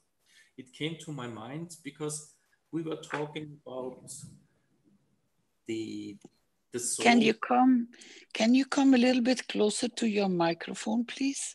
Okay, try. It's like you're talking from the bottom of a pit. I selected the wrong microphone. Now it's very loud now. Here we are. Take your microphone a little bit further away from your mouth now, because it's too close now, I think. Okay. Is it better now? Yes. Thank you very much. Perfect. Okay. Now I'm prepared perfect for my long speech. Exactly. Okay. I wanted to add what came to my mind when you talked about peace. And as we were also talking this and last week about the emotional soul, the soul of physicality, and the soul of the man. And as we are talking about peace, I just wanted to add something. As we know that the wish of the man, although this man has nothing to do with masculinity and femininity, is a dealer between the soul of the man and the soul of physicality. And as we are talking, and are always talking about emotions and the soul of emotion. And as we compared it with a room with the door to the soul, it came to my mind, if we add to the word, just to the word peace, the part enjoy peace, and just think about, if we just draw the picture in our minds, if there is peace on earth, peace in ourselves and around us and everywhere on earth, how would we feel then? How would it look like? What would our emotions be? And I think this kind of pictures, I had so many pictures in my mind. I just thought about how would this world, this already beautiful world look like if there is peace in every country, and peace in ourselves. And I had so beautiful pictures in my mind, and this is what I wanted to share. And I think it helps us to open the door to the soul when we are carrying these emotions in us, feeling about how this world looks like and how it would look like in ourselves when there is already peace here. And this is what I just wanted to add.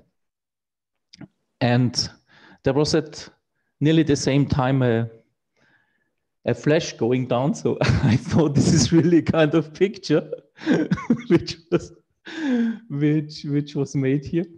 And this is why, Cedric, maybe I always try to smile here, because you never know who is taking pictures from all of us. Yes, that's a good point. So this just came to my mind, and I just wanted to share my thoughts and my feelings when you're talking about peace. That's all. Thank you.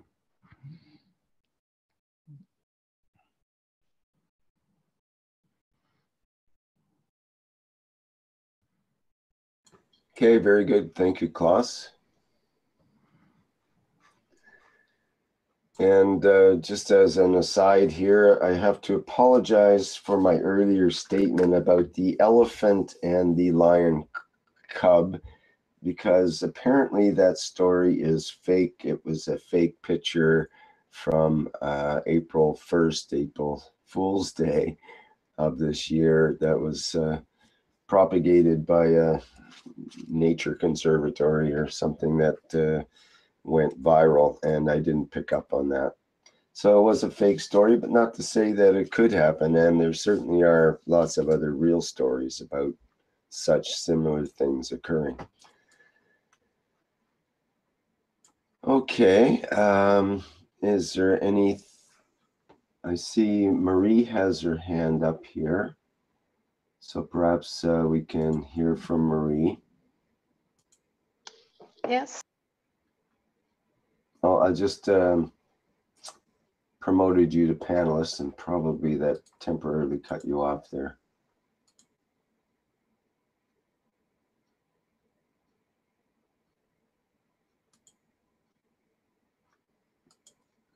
Did you make it through, Marie? Can we hear from you? Here, there, allow you to talk. You should be able to talk there now, Marie. Okay. Can you hear me now? Yes. This is Marie from the Universal Council. I'm a Norwegian for the Norwegian language. I posted 3 wishes in the chat that we made in our last meeting. So I thought that was a nice input to this meeting. But I'm on my cell phone, so if you could copy them and maybe space them out a little bit. They're very short though. Sorry, where are they? In the chat for everyone, like the panel chat, or maybe it's in the panel chat actually. For last week, you mean? No. For in this this week. meeting, yeah. Okay, maybe I try to send them to you. Should I do that? Well, if it's here, I should be able to find it. It's just... It's long, 2 long ones. I copied it twice. Oh, I see. I see it there now. Yep. Okay, Yep. right. Okay, so...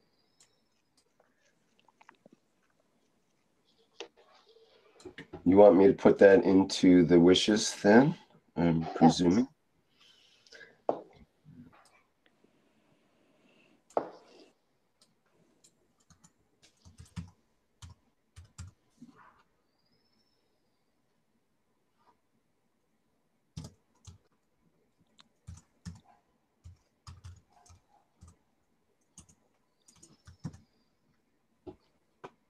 You see that it turned out not right spaced.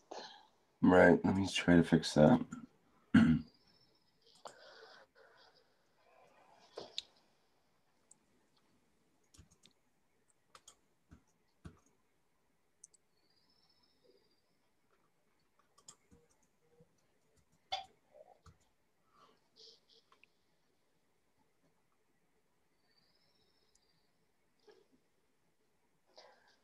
So maybe I should read them, or one and one. Is that better?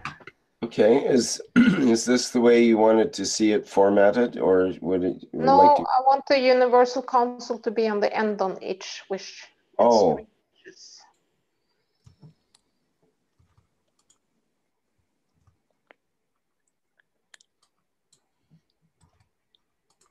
At the end of all 3. Yeah.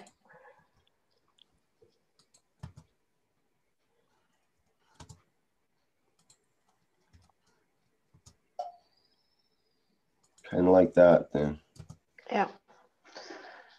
Maybe I should read them. Is Sure. that a good idea? Yeah. Now, first of all, is this from the Universal Council, or is this your personal wishes? How did these come about? These are from the last Universal Council meeting.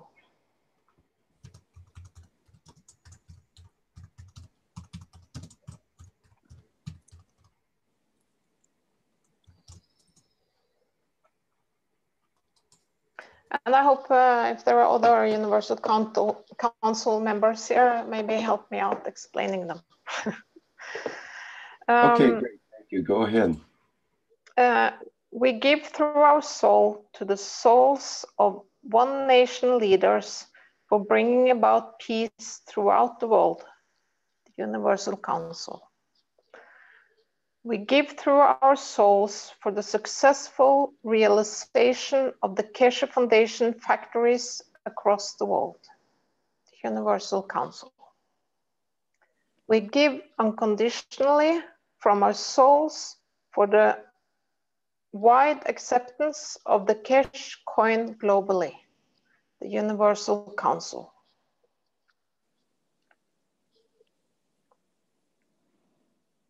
So the first one is on the leaders of the world, but we discussed, because if we are seeing the leaders of the, like the new one planet, one nation, one race structure, then there's the leaders of one nation, and that they are working for peace throughout the world. That's why it's named the One Nation Leaders, because we had a discussion on that, if it was the leaders of the world. So we ended up on the One Nation Leaders. And the second one is on the Keshe Foundation factories. So they will be met with acceptance from people who are involved in different countries around the world. So we can roll out the factories.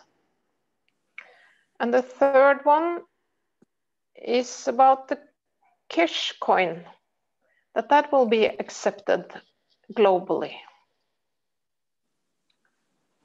Yeah, I don't know what more to say about them. This is Moshfek. I have some comments on these wishes. Can you hear me well enough? Yes, go ahead, Moshfek. Well, Doug was talking about proper investment, and Klaus brought up the peace, not just peace in terms of not having war and peaceful existence, but peace in the physical being of moving away from poverty, which Doug also mentioned. So the two aspects of our wishes, the second two wishes, I'll address together.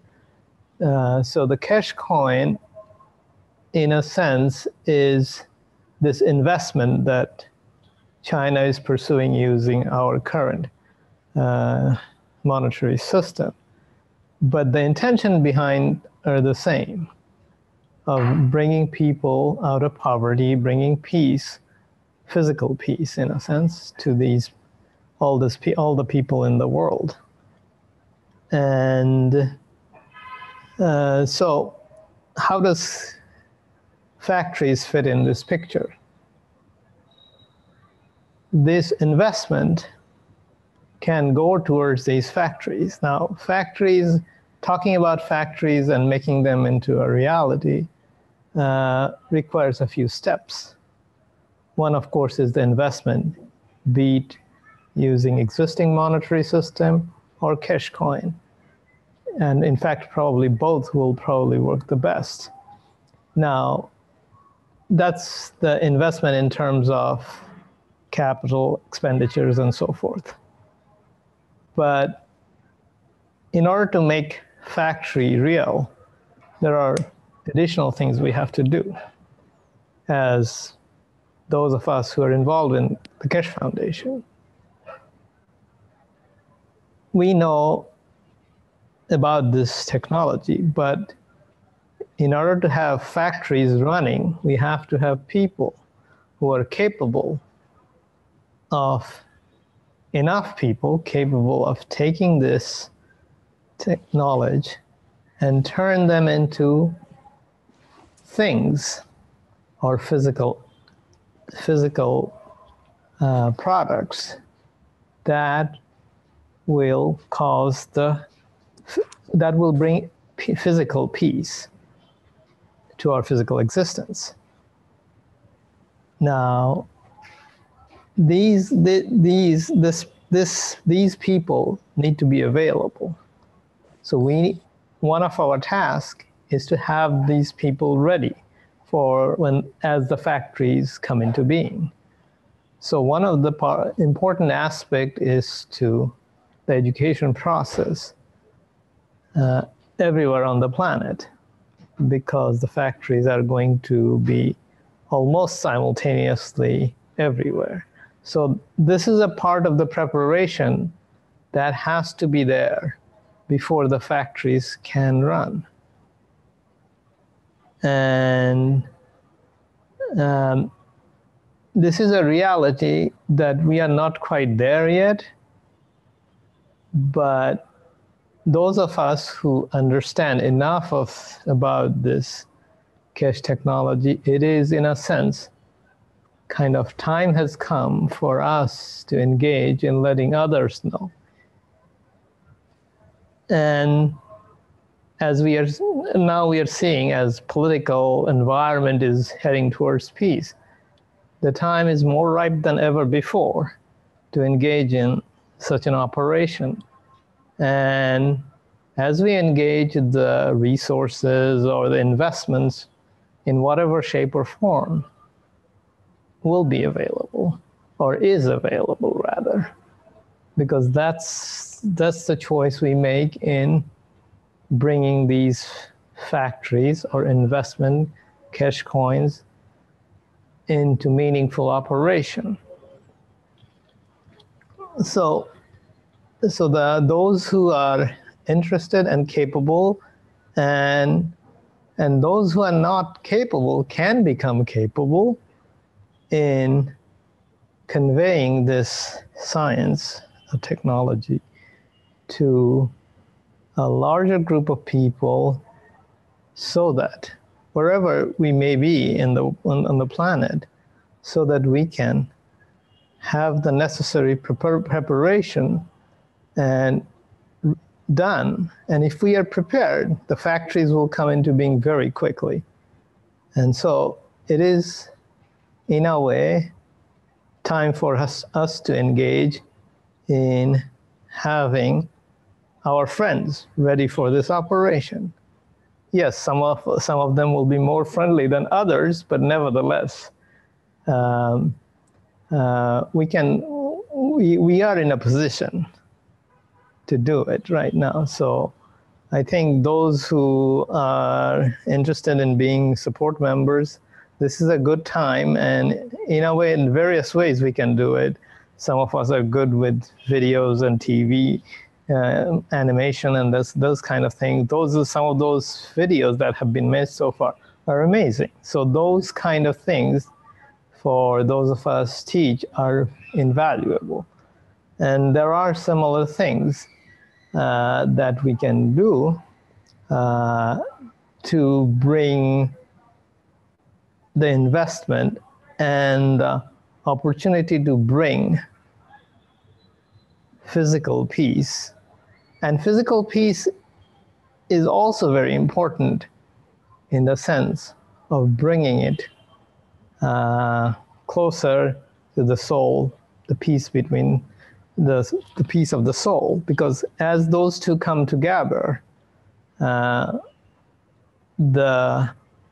what do you call it, the storm in our emotion subsides, and those two pieces comes in harmony, and we can operate in a much higher level.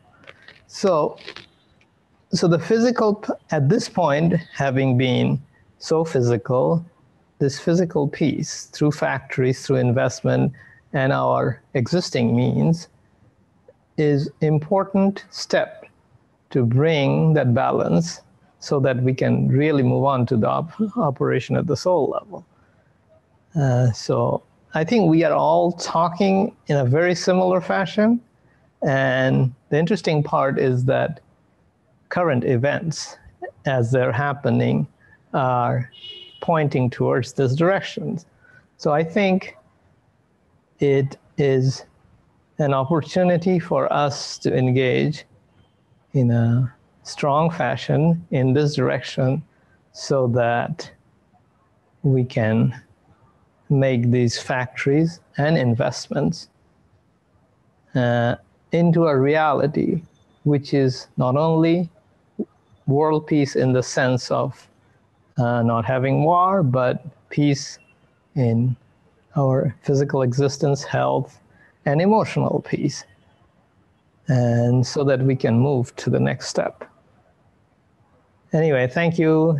Jamila might have some more things to say about factories because she also has quite a bit of experience in that area.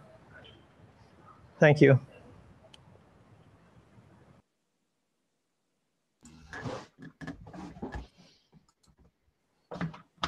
Okay, thank you, Mashfaq. Is there anybody else who wanted to comment about these wishes?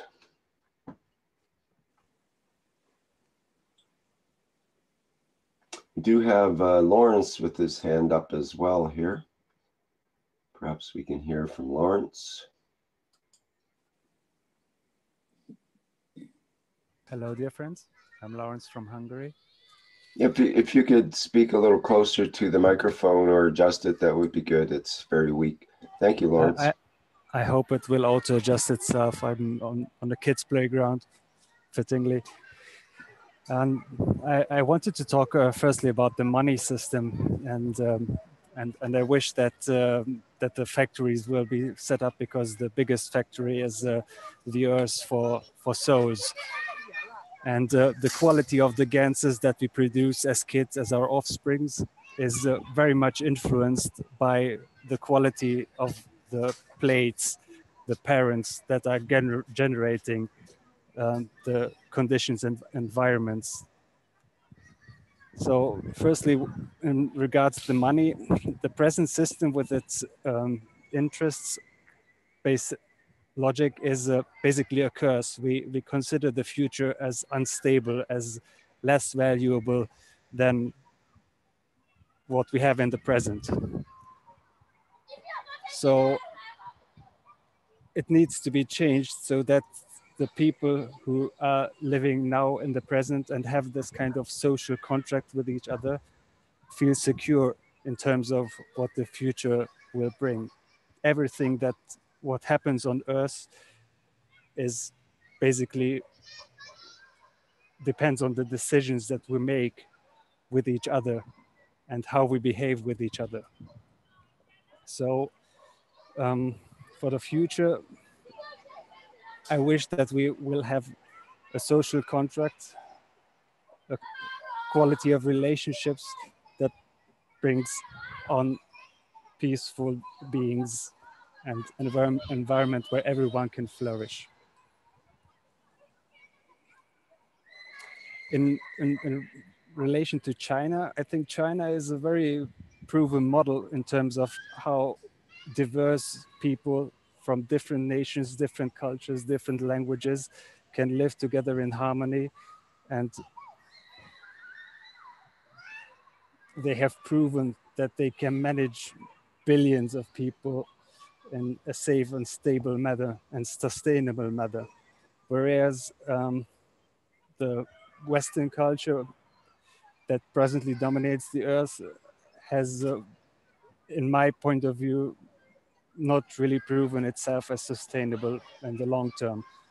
It hasn't even been able to solve its own problems in their home societies, and has exported many of the problems while not solving them. So I think we can all learn a lot from China, and I hope Mr. G will be bold enough to present the cash technology and understanding to the people so that everyone on the world, anyone and every being can benefit.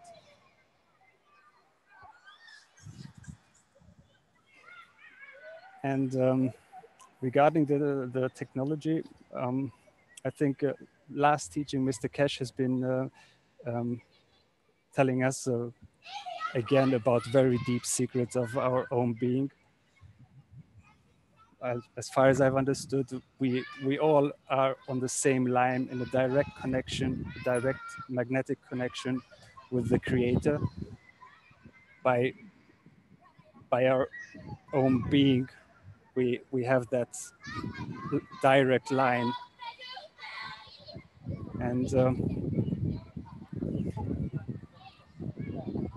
if we take it together with the teachings of a few weeks ago, where he's been explaining about the sun and the earth and that creating the free plasma in the center, and with the last teaching about the light, we not only have the sun's light, but also the universal light of the cosmos ready at in our hands and available to create the same interactions, because we as souls can choose. We can choose to connect with that light and create the same free plasmas in the middle. Basically, you know, just as he explained, at one strength it's hydrogen, at another strength it's gold. It's the purification or the raising of understanding of our own selves, of our souls, that leads to different kind of effects. So basically, if we're very sincere, we don't really need to have any cores or any Magrath coils. We have millions of DNA coils built into ourselves as our cells, and we have much more strength than whatever we may be able to conceive of or construct on the material plane with the tools that we have available. But for the sake of learning, we can still do it, because if you only create one system, as Mr. Keshe has explained many times, it will, or a few systems, say 4 systems, the energy of these systems will fill the whole, fill the whole planet. The whole atmosphere will change, and the video that Rick has just explained, that it was an artistic impression, will not be an artistic impression, but reality. And am I talking? Yes. Are you listening to me? Yes, we hear you, and there's some bright lights in the background we hear as well, but they're, like I say, they're in the background. We hear you clearly. Thank you. I've been listening. I've been going back in time to go back to the future, and I've been listening to the 90-second Knowledge Secret workshop, right before Christus, 2015, and the I think 70-second Knowledge Seekers workshop, where he, Mr. Keshe, showed the beat system. You remember, with the clock dials and the cores underneath with the yellow balls, and combined with the understanding that that he's been explaining to us in the last few weeks, I think I have a few ideas to share of how to create the system and to ignite it.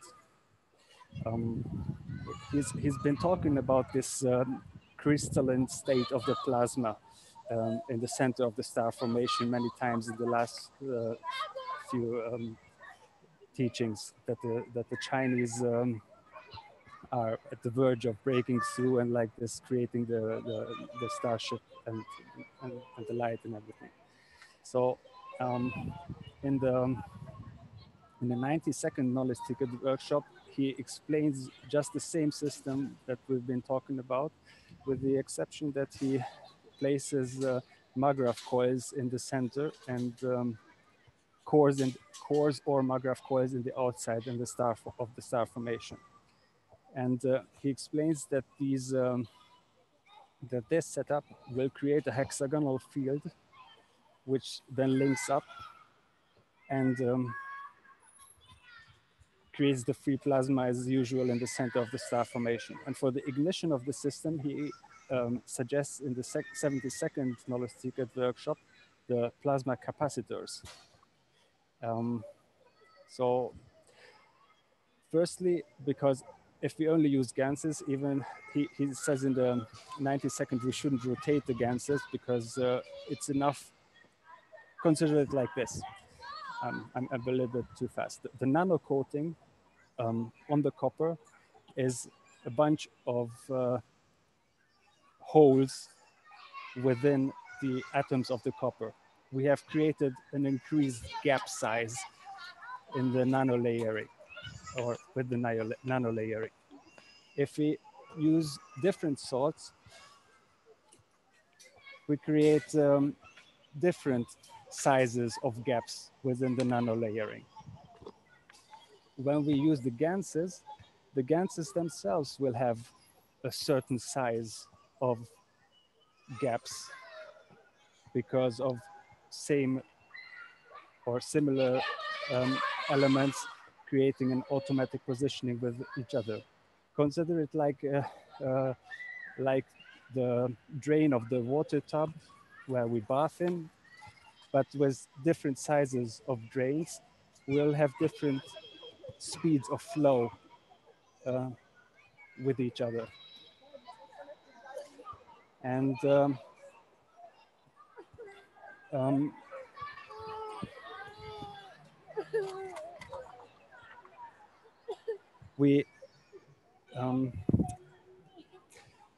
point is to have you remember the video which we created with where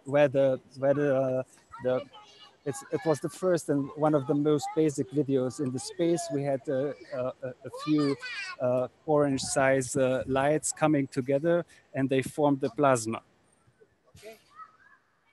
You remember this video? It was one of the basic understanding videos, or to show and teach the with the rays coming together to yes. form the plasma. Yeah. Mm-hmm. Exactly. Yes. And our job is to, with the flow of plasmatic gradient, so with the gradient difference, we have to create a movement of the plasma. We don't have to move any matter or any ganses. It's only to create the scaffolding for this movement of the plasma. And we need two directions of plasma flows. Remember when these lights come together, we have a horizontal flow and a vertical flow.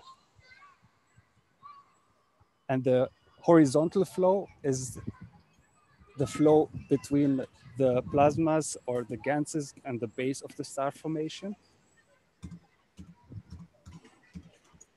And the vertical flow is the flow between the base of the star formation and the top of the star formation.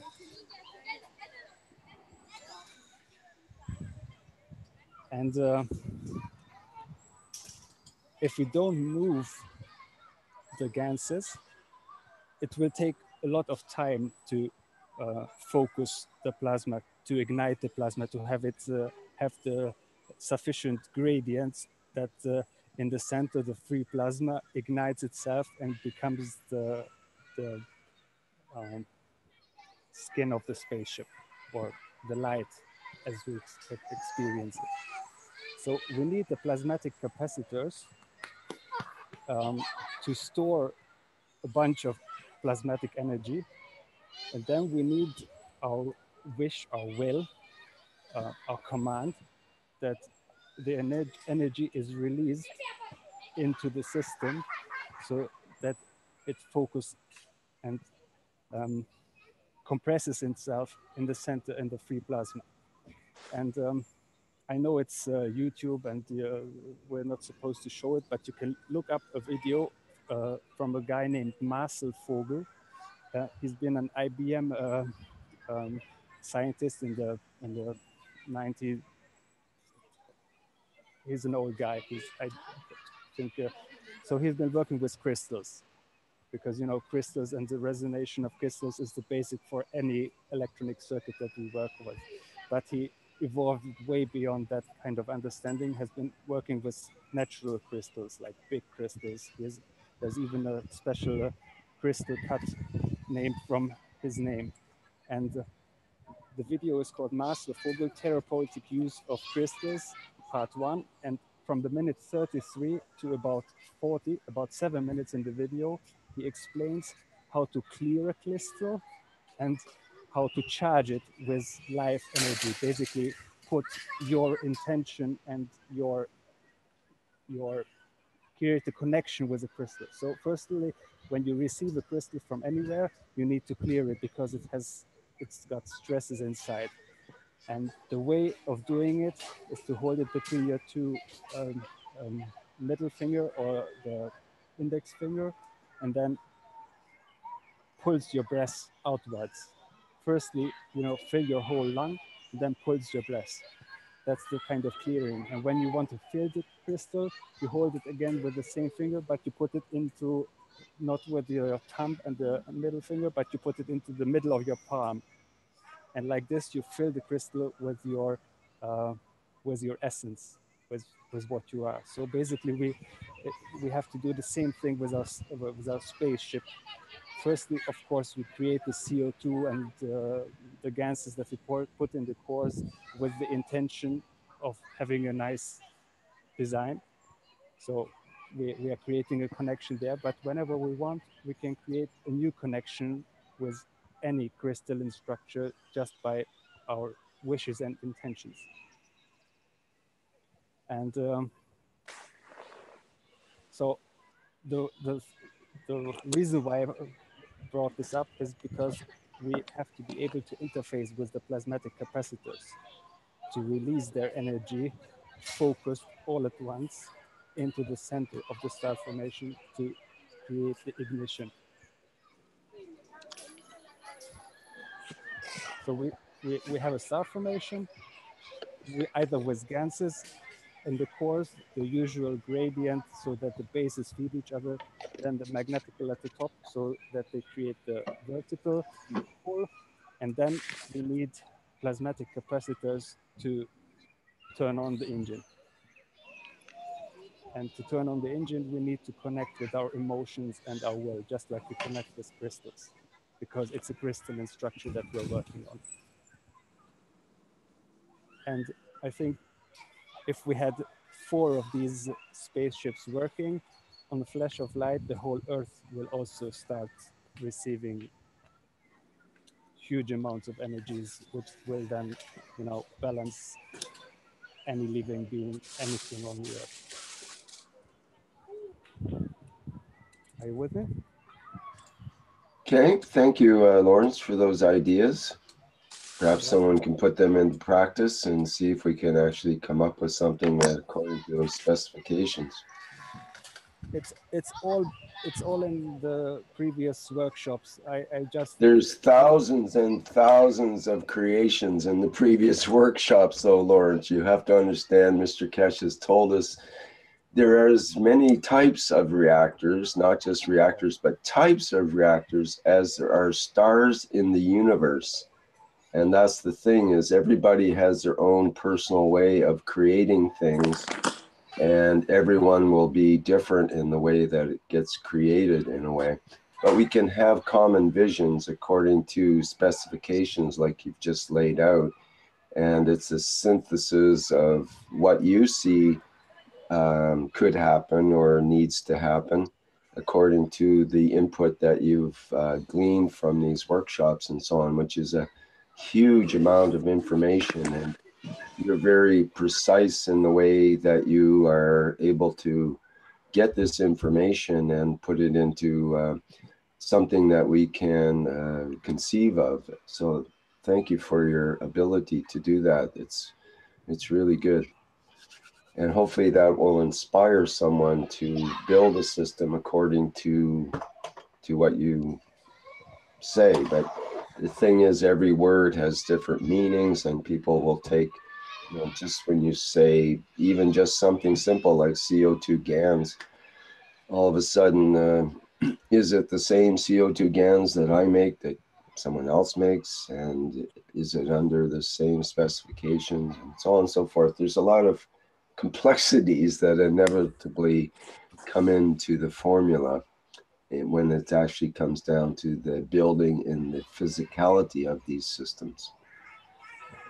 There's not one unique system or one specification. Each one of the spaceships or designs are different, because that just like there's how different many conditions, grains of sand, and how many conditions. Each of the persons has a different other level of emotions and intentions when they create their gases or the conditions they live in. All the environmental factors, of course. There's millions of stars, just like we are billions of people, and there are even more animals and plants and all other beings on Earth who are all present with us. Yes, and like all the children we hear around you now, there's these screams of joy happening, and each one in its own way is unique and individual, and according to the conditions of that particular child and its particular environment and so on. But yet each of those screams of joy, even though they can become annoying at times, they're beautiful to hear in their own right, because that is the emotion of that entity, you might say.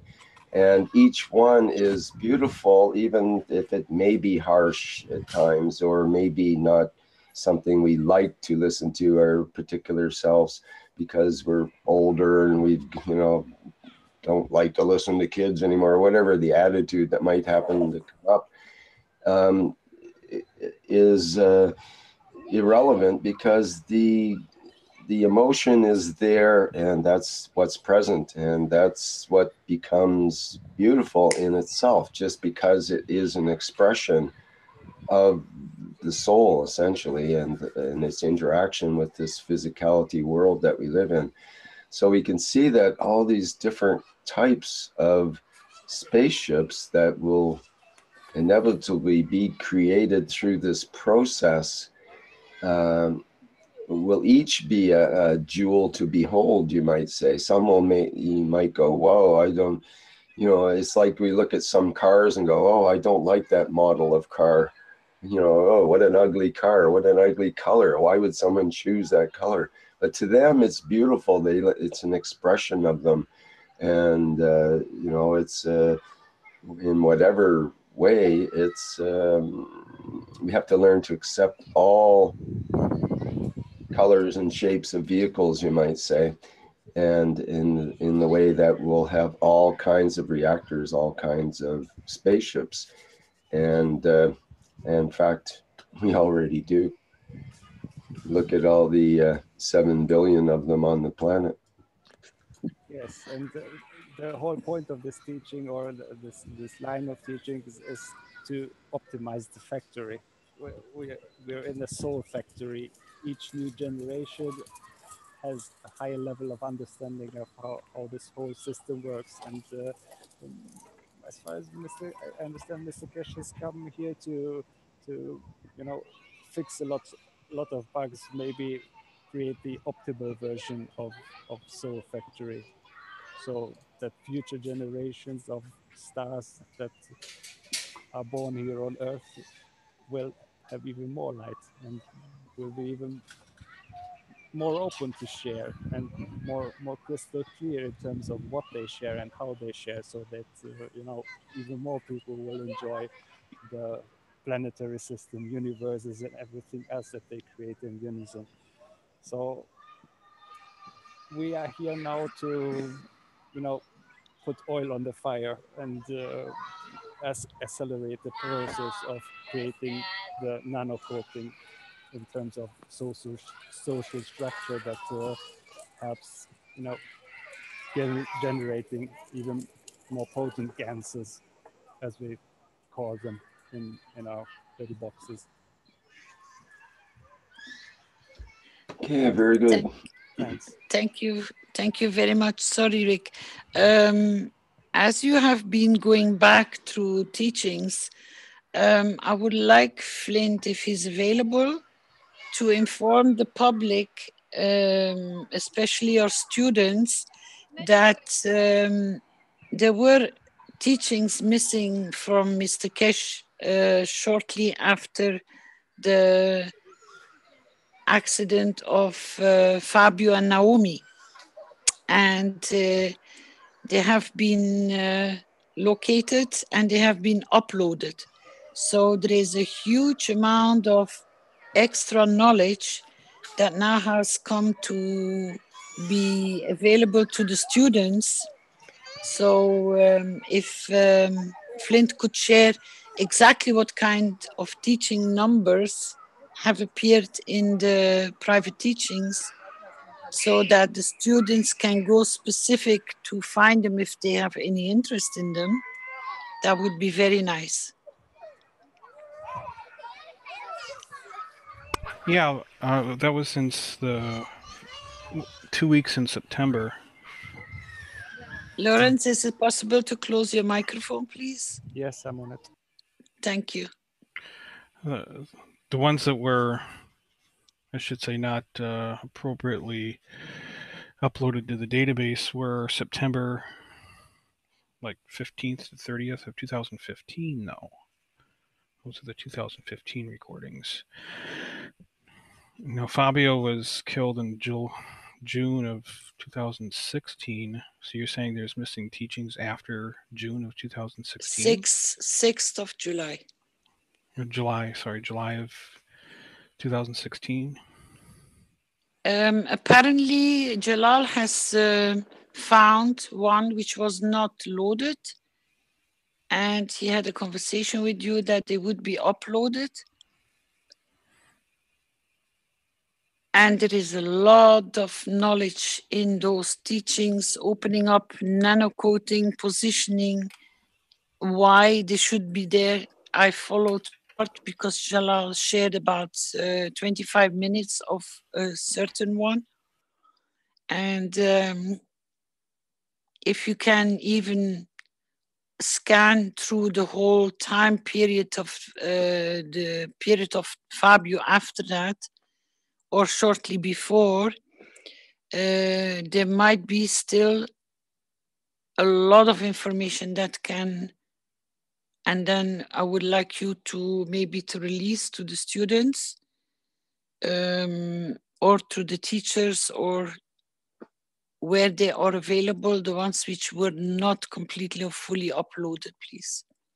That would be nice, because it's a lot of information which will, maybe that's the reason why they are appearing today or very soon, that they clarify and add to a lot of knowledge which was somehow not fully understood.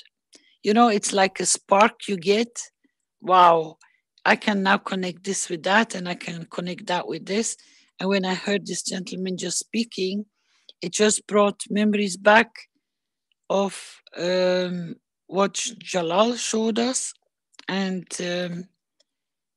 maybe you can get in touch with Jalal, because he knows. Jalal mentions in the chat, Caroline, that it was September 2015 that apparently, so Yeah, that would be before the accident, I guess. Yeah, we found those and put those online. That was a couple of weeks ago, wasn't it, Flint? Yeah, at least, yeah. So there's 20 plus recordings there that are restored from September of 2015. That would have been the the second semester of 2015. I would suggest that would be a great opportunity for the students to have a special class to start going through those and extract the best information from it, so they can provide that. Yeah, it was actually started by Renan. Renan had a class using one of those videos. He had it personally recorded on his computer, and he's going like, I don't know why it's not in the database. Oh, okay. So, is that still going on, or perhaps we create a new class for that? I think he might be in another session this semester. I'm not sure, but well, let's see if we can rope him in to do a teaching, perhaps. Yeah, but there certainly couple It dozen would files. be very nice. It would be very nice to inform the students that they don't need to go blindly to go and find them. So that they are maybe for the time being under one, you know, that they know where to go to find them.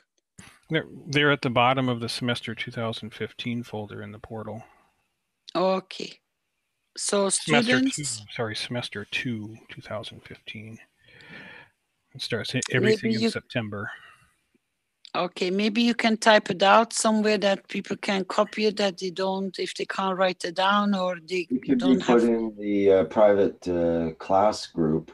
Yeah, I can post a link there. Whatever, it's all the students in that group, so that would be the best place to put it. And if it was, they will can it be a direct love link? it. Flint, is it a direct link, or just can you? Yeah, I can provide a direct link, but then they need to log in with their student ID and password and stuff. Yep, perfect.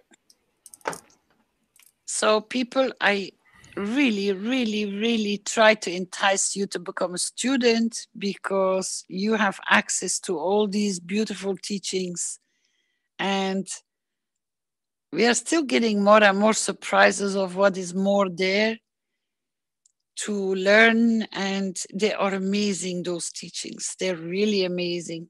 And I thank Jala for bringing it to our attention. It is a beautiful work, and it brings a lot of insight into what has been taught up to now. Maybe it was time now to let them to come up. We also have very soon perhaps part of that perhaps part of that can become public knowledge as well, because things have changed over the last 3 years, and some of that information that was private information through the teachings maybe can start to become more public, and maybe we can have some excerpts from the private teachings to kind of act as teasers for people to see what they're missing by not getting involved in the private teachings. That was that's something you're going to have to bring into the management meeting, so that we can speak with Mr. Keshe about this. It's a good idea. Yeah, just maybe a 30-second excerpt or something from those September teachings, and that could be a little promotional video that we put out or something like that. Can I jump in, please? Oh, please. Yes, it's your time, isn't it? Yeah. I am waiting for a long, long time. I was listening to your teaching and Dr. Klaus. This is the third time I listened to it. And I was thinking about it, and I put where you talk about something, and apparently you read my mind and you speak about it a little bit, but then you came across this September, and this is in the private teaching. And always, if the public come to the private teaching, they will find so many amazing things. And if I can play 2 minutes of it, if you allow me, or about 4 or 5 minutes, it will trigger to you, Caroline, what subject you need to brought in. And this is very, very beautiful subject. And I know, Jalal, but that will not happen until Mr. Keshe gives his green light. Right. So you can get that lined up for next time around, though. That would be great. Yeah. I can ask him, and if he gives the okay, and I cannot ask him, I cannot bring him in at this moment. So he's not available, Mr. Keshe. Otherwise, I would break the ice straight away. But he's not, I cannot get in touch with him at this moment. So I cannot say okay, because that's Mr. Keshe, always his decision, especially on that topic. Yeah, it's pretty strict instructions to not put out any of the copyrighted or private teachings, basically, unless they're approved. And he did mention to have something like you're talking about, an excerpt so that it could be, you know, brought out and discussed, and an indication of something that's going on in private teachings that people can participate in. So it's perfect. We just have to have it cleared first. So we'll go through the right procedure and have it for next time, or maybe even in the possibly in the Knowledge Seekers workshop, but probably this venue is the best for that. And I warn everybody, be there Thursday morning. It will be a fantastic presentation. So I give you a warm-up. You mentioned that before. Can you give us even a key word or something that might tantalize us even more? Oh, there I'm going on very away? flat ice. Mr. Keshe said, you do not say anything, he says. All right, well, that's a clue. That's a clue. I'm not allowed to share, but I know for sure. What is it you're not allowed to talk about? I'm not allowed to talk that you will get more doors opened up in different parts of knowledge, which are so beautiful. He will take you on a new journey. So I cannot spoil it. All right. Well, we're looking forward to it in any case, for sure. I know, because I'm present, but it's not my time to share because he warned me and I have to keep my word. Absolutely. Time and place for everything. But I can tell you and I can entice you to be there. And with whatever has been happening, I think it will be very interesting. No matter how the flow was, I think it will be very nice Thursday morning. So I already given you more, but that's just to make sure you're there because it's beautiful. Well, I've been there. That's again why we are inciting people, please become a student, because there's so much more knowledge to be shared.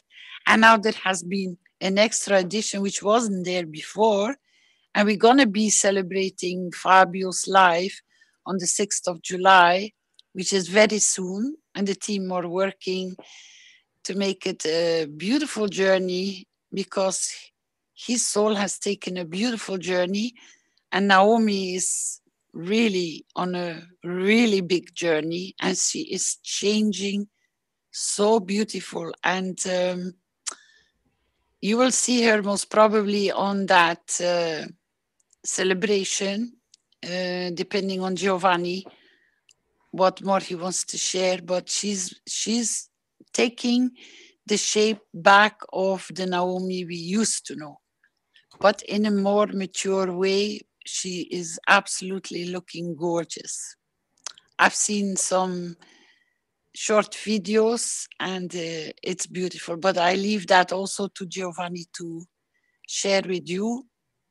And they're absolutely amazing.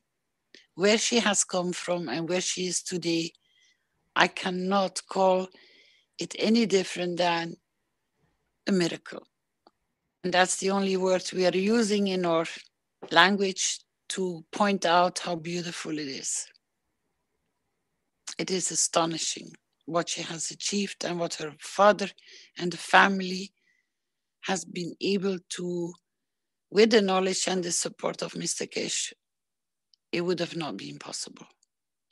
And that's the cruelty of the whole thing, that what is happening in Belgium doesn't add up. It really doesn't add up. Because the beauty is there and it will be shared in full public. And Giovanni has already shown us the whole process and procedure, how he has changed and brought her to the level where she is now. And she is changing every day. And believe me, the last video I saw, I was really absolutely gobsmacked. The beauty in her face is speaking what we say like a book. She will be there. So we are not feeling sorry. We are giving from our soul to those two beautiful souls because they really changed the path of the foundation. And if you go back to the first presentation after Fabio's passing, Mr. Keshe was very clear. And from there on, that path, the foundation and the knowledge and the teaching of Mr. Keshe completely changed. And it's a beautiful journey. And you're all part of it. And with what we discussed today and what we have shown as the wishes are coming through, who can say they are not happy in their soul that they have achieved and they've been part of this achievement? And as Dr. Klaus brought, yes, dream it, create it, have visions, because that's how you will confirm it is already existing. And I think Jamila would like to share something. She posted it in the chat. Jamila, are you still present, please?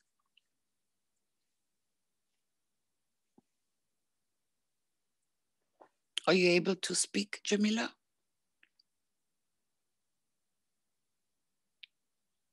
Or do you have to promote her, Rick? Not seeing Jamila in the panelists or in the attendees right now. Has she dropped out? Apparently. Oh. Carolina? Yep. This is Klaus again. I'm in a parallel meeting with Jamila. I tell her to come to you. Just a moment. Okay, thank you. He's in a parallel world where she is, but she's not existing here. Aha. She's existing, but not. We are working, we are multitasking, Rick. Yes, through multi-dimensions and multi-worlds here. We are literally multitasking. And there is so much going on, and there's so... People don't sit still anymore. Nowhere in the Keshe Foundation. Everybody is busy with something, doing something, and it's all for the benefit of humanity. It is amazing. Yes, we talked about factories, and we know that there's a new factory in Mexico being coming about. We saw some pictures of that in the previous Knowledge Seekers workshop, and I know that's being actively developed now, and it's coming along very nicely. And it's very encouraging to see such large, factory structures being set up around the world. And this is the dream and the reality of what's going on. You have no idea what is about to come. You remember when Mr. Keshe came the last 15 minutes? I was just posting something and we were trying to invite him, and then I had to go back, get out and get him in.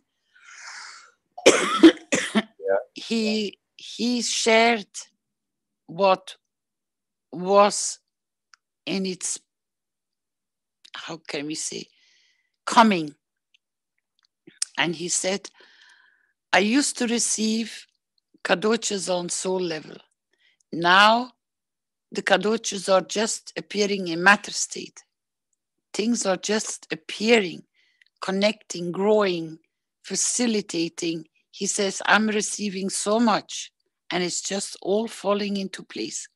And he came and he shared that in 15 minutes. He was with us just before closing time. Yes, I remember that, but I didn't remember the word. Is that the word he used? What was the word that you just used? Kadoches or something? We in Netherlands, in my native language, which is Flemish, when we receive something from somebody, like a gift, a bouquet of flowers or a box of chocolate or a game or something unexpected, especially, right? Yes, we call these kadoches. Kadoshas, like blessings or... No, it's a kadoche, which means you receive something. Well, I mean, like people say they receive blessings, like they receive a gift, they receive a blessing. That's, they call The it exact the exact translation from a gift is kado, a kadoche. So when he used to say, something is coming, Caroline, I can feel it, I'm going to receive. I said, yeah, you're back on your kadoches, on your wishing list. And so he started using that word, oh, there is a kadoche or there are kadoches on their way. I'm expecting them to come. Yes, exactly. So he still is using the same frame name, but now they are appearing in matter state. Meaning land is getting ready, the walls are there, the accommodation for what is needed is there, doesn't need much change, or the change happens very fast, that is ready very fast. So these are the also agreements.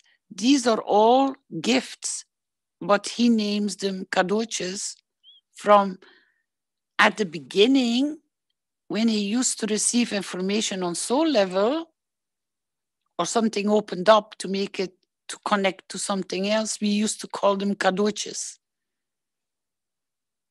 He didn't never said gifts. He always said kadoches. He used my word because they were always not knowing what was coming. And then when it came, oh, he said, I received it. I received my kadoche. So in that last 15 minutes when he came in public, he used the same terminology. It's just coming, it's just growing.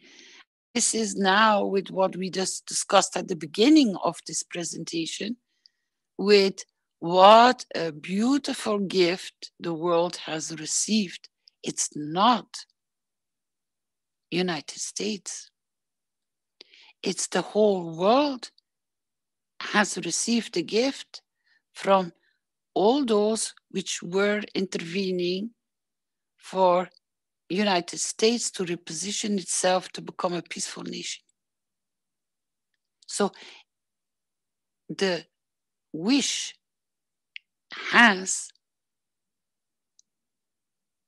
come to its appearance. So it's a gift to not only humanity, but it's a gift to the planet, because if there are no explosions, because they don't do war games, there's no damage, there is no turbulence, there is no friction, there is no extra tax money to be lost. So it is a huge change, and you're all part of it. It, for the first time, is one of the wishes which has served all. And that's what I'm trying to guide in the way we are working. The purpose to serve should be world peace, because this entire planet deserves to become peaceful, and we are achieving it. And our target is the hyperactive children, and we are giving them so much, and you have seen how much they have received. Because it's going towards, as Mr. Keshe said, one planet, one nation, one race for world peace.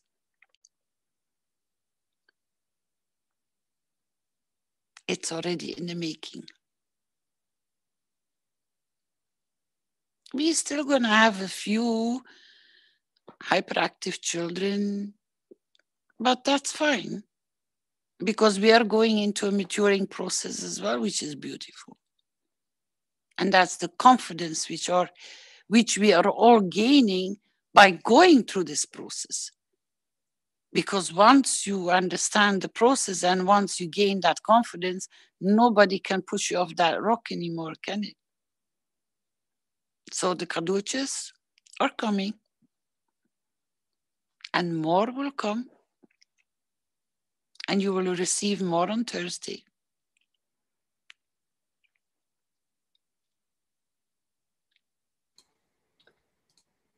That sounds great. Caroline, Jamila has her hand up here now and apparently is available. Perhaps we can hear from her.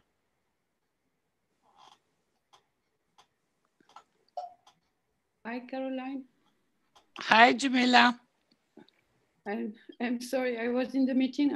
I left for another meeting and Klaus called me back. I know. We are multitasking, so don't worry.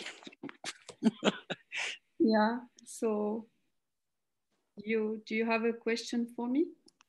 You posted something in connection with what Mosfak said, and you had something you wanted to share. So I prefer to give you the time to bring it. Yeah, so it was about the wishes. So as Mosfak said, we and Mary said, we worked on the wishes last UC meeting. And I just wanted to add a comment on these wishes to what Mosfak said.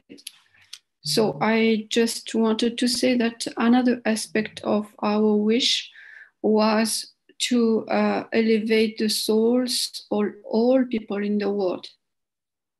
I mean the global community, in order to be open to the change, to receive the change and to accept that they can have another better things happening in their lives, and they can be given, and better things can be given to them. So through our wish, we wanted that the whole community to be able to welcome the opportunity to receive KF Keshe Foundation Factory. For the moment, we can say in their country, as we will not have any frontier, so close to them or not far from them, and to start benefiting from KF product, because those products are made for them and will be made for them. So our full wish is all people accept and open their heart, and they accept from their soul what we are offering through the factories, from the bottom to all the levels. I mean, from levels. Do you want me to write that in as a fourth wish here? Is that? So, do you want me to put that down here? And exactly what do you want me to write, if so? So Rick, it's already a comment on the wish of the factory we had on the three wishes. Oh, okay. Right, the second wish. Yeah, I'm just commenting one of the wish was which one? Yes, we give through our souls for the successful realization of the Keshe Foundation factories across the world. So it was about, we want to, our wish is to elevate the souls of all people to accept and to welcome the factories close to them or in the countries.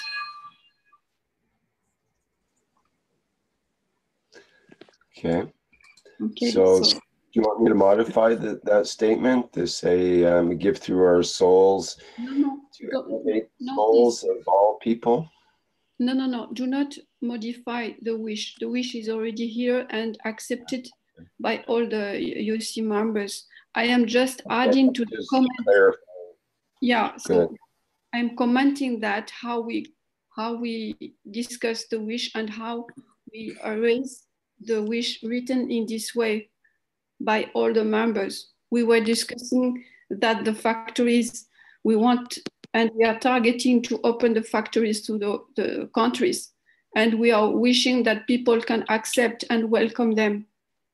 because all the products, what we will be producing will be for them. So that's why I'm just commenting that.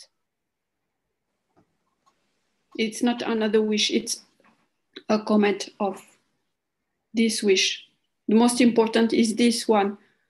We give through our souls for the successful realization of the Keshe Foundation factories across the world.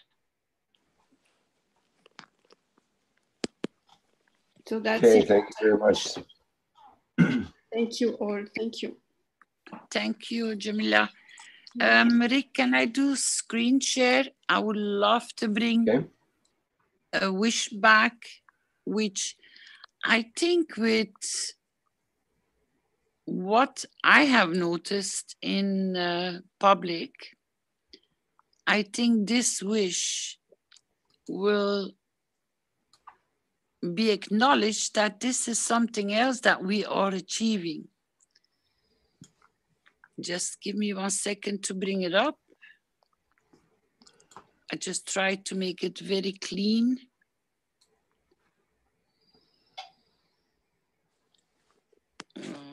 It's not working this clean. Saw something briefly there. Yeah, I know. I'm trying to, I don't understand what, okay, just 1 sec. Oops. It is in our wish, but I do not know where you can find it. Just 1 second, I'm just double checking that there are no mistakes in it.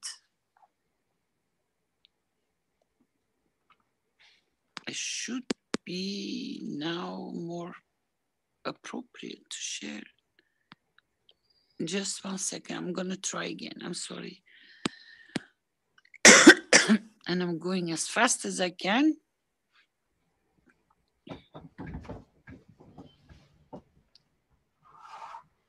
Yes, there it is. This is one of the wishes we did, and we all agreed upon it because it is signed by the Universal Council, the Earth Council, the core team, the knowledge seekers, one planet, one nation, one race. If you would like to read it, please, Rick. Okay. Humanity's wish for peace, a request to the universal communities. We request the universal communities to open a portal of communication and support us in our quest to create everlasting peace. Our wish is to achieve peace and create the best living conditions for all life forms on Earth. We have received a universal teacher, and through his inspiring teachings, we have gained the knowledge to elevate our souls. We have therefore evolved to the appropriate level of achieving peace. We as humanity now wish to join the universal communities in a peaceful way. The Universal Council, the Earth Council, the core team, the knowledge seekers, one planet, one nation, one race.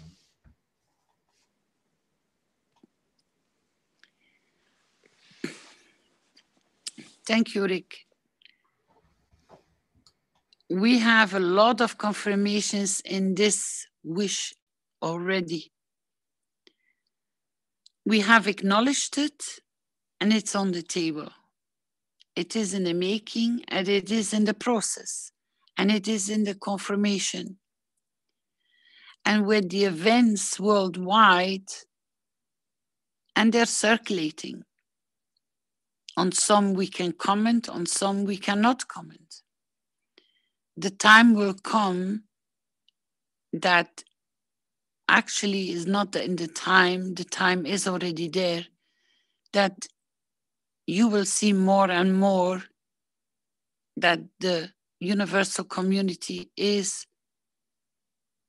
showing their presence. Jalal shared a part of it with us. There have been the same visions videotaped in Iran. There are numerous of beautiful, absolutely beautiful recordings of these things. Now we know how their name is, what their name is. They're coming from the universal communities. And there will be more and more. And that's why I brought also this one back. It is in our wish list.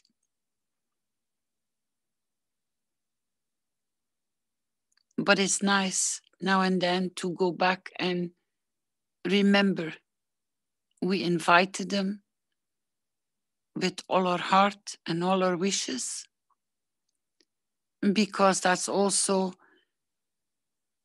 a peaceful acceptance we're going to have to create among humanity. That we embrace them, but we give them the courage by elevating their souls the same way as just Jamila shared with us, and Moshfaq and Marie and the Universal Council, how they brought their wish forward. The readiness and acceptance of the beauties which are about to come into full public knowledge. Thank you, Rick. I'm going to give it back to you.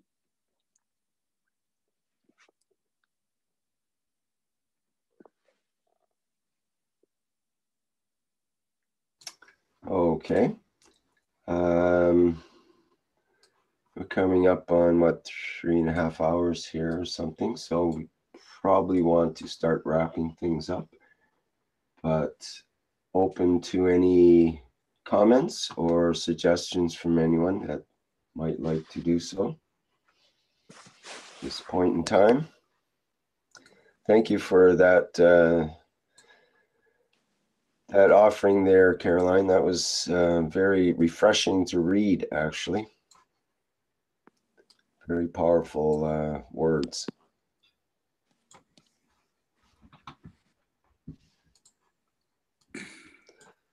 Well, if there's nothing else pressing for now, perhaps we should wrap things up. Yes, what do you think? we can. Okay. It's been a great series of topics come up here, and it always amazes me how these meetings come about. As I mentioned to Caroline before we started, are there any particular topics you want to dwell on today, and is there anything that we should have ready and so on? And she said, no, it'll just fall from the sky.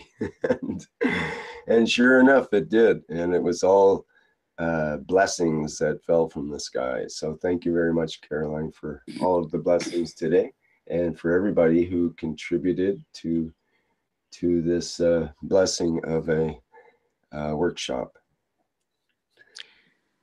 If you give priority to your soul, it always finds its path. Oh, I think we got a meme for the week right there. Thank you, Caroline. I think we should put that on t-shirts. That's the perfect one. And sometimes with a flash of light. With a dash of light in between. Mm-hmm. You're always a light, so you only increase your light. Let's all become like lightning, perhaps. Let's go from light bulbs to lightning. That's what Lorenzo was trying to share with us. It's that light which will ignite.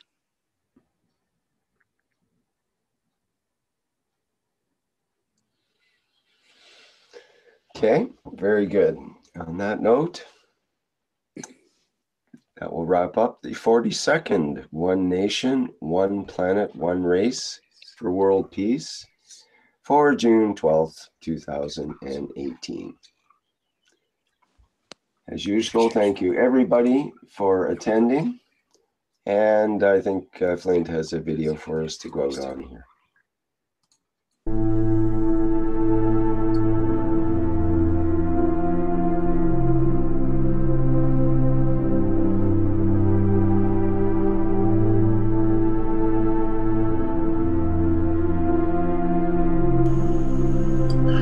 The process of understanding is very simple.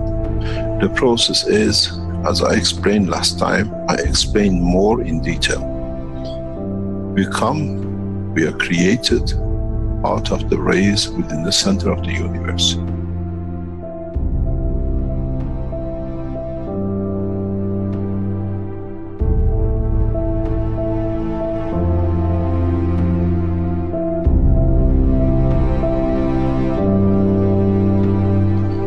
Interaction and reduction in strength and division by the strength in certain strength fields, in collection of the totality of the expansion of the universe, some energies, some dynamic fields have come together. Over billions of years, these fields lead to the creation of what we call the sun.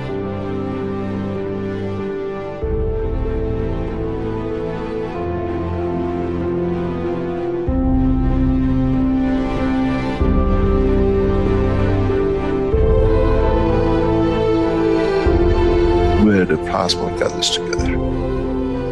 The same process repeats again because the sun is the same as the energy center of the universe.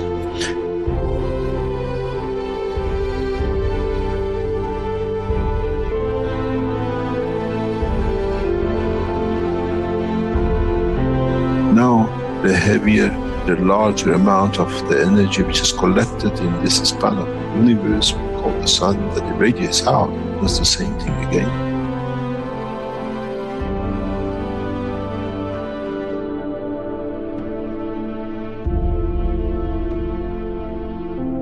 Radiates its fields out, and in interaction with the itself, with the fields of itself, leads to creation of planet. In that process of the creation of planet, the same process happens again.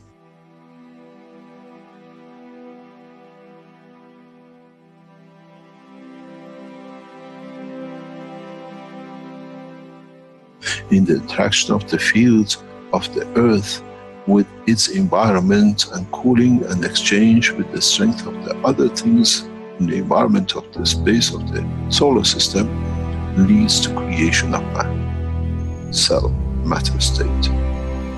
And that itself, in coming together and slowing down in certain ways, as we call, leads to another sun. We call the soul of the man. This is the truth about the life and creation of the man.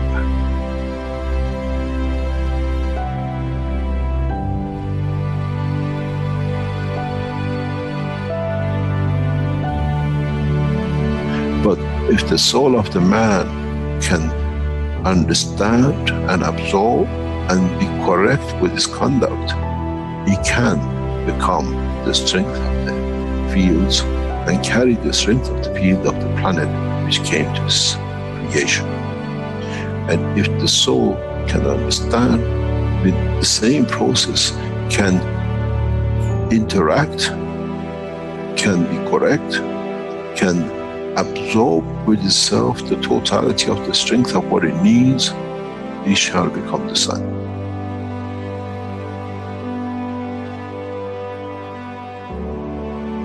And then the same soul has the energy that it can absorb within the solar system, within the galaxy, shall become the center of the universe.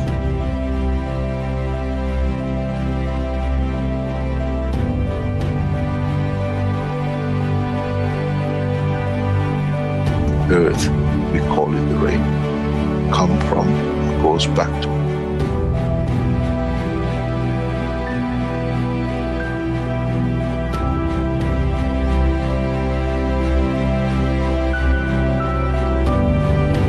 In the solar system, we call it planetary system. We come from the rays, we become the planet, and we go back to the mother.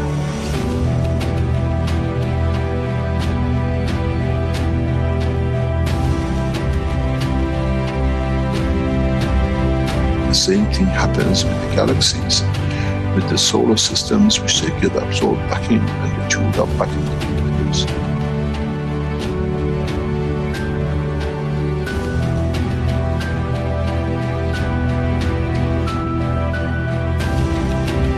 The life, the process of existence in the universe is the same. It doesn't matter on what exchange and what extent.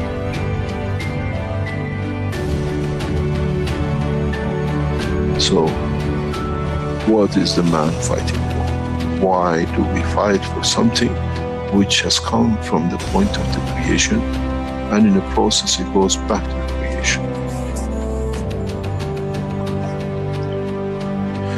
The soul of the man as the energy of the earth gives the face of the man, the face of the earth, and that process is the same for the soul of the man.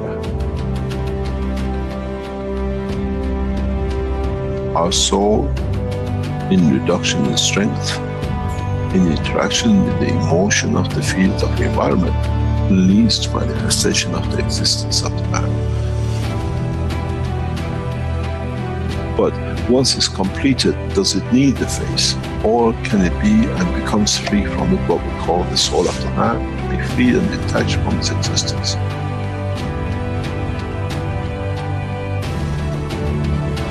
Our soul is part of the process of the creation. The key to one question, who man shall be in the future, to be answered. As we saw the sun became the earth, and as we saw the earth became the man's soul,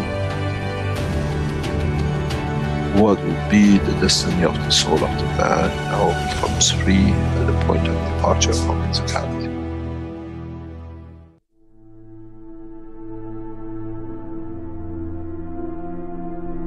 Would it become the sun for creation of another life, or many lives, or correction of lives? This shall be, and this is how it happens.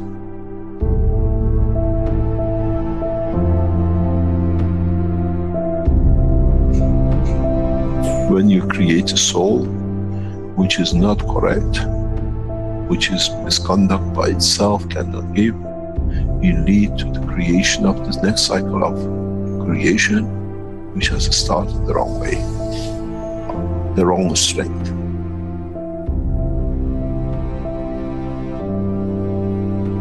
This is one thing the man has never understood. You become the creator of another universe, another cycle. And this is what you have to judge within the structure of the soul of the man. What would I like that cycle to be? In the physical life, we create children. In the dimension of the life of the soul of the man, what that man, what that soul will create. If man has thought up to now, that's it, my end, my point, when I die is finished, there's as much fallacy that when the sun is destroyed in any shape or form, there shall be nothing left. But we know the part of the sun becomes part of the galaxy and becomes part of new life. So shall be the soul of the man.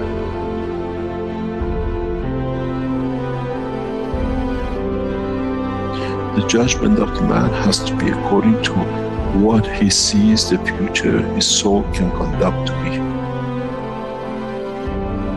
The day of judgment is for the man, not in front of the Creator. That what my soul judges to be and what shall create.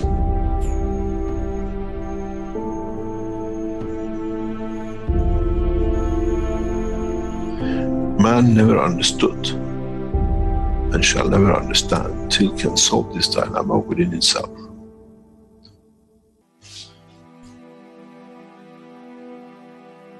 The reality is very, very, very real.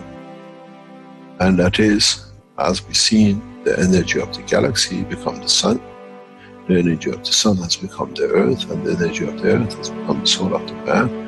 So shall be the soul of the man, which is the energy itself, another cycle of life. How can you change when you don't understand? How can you change the process of understanding if you do not understand the process of the creation?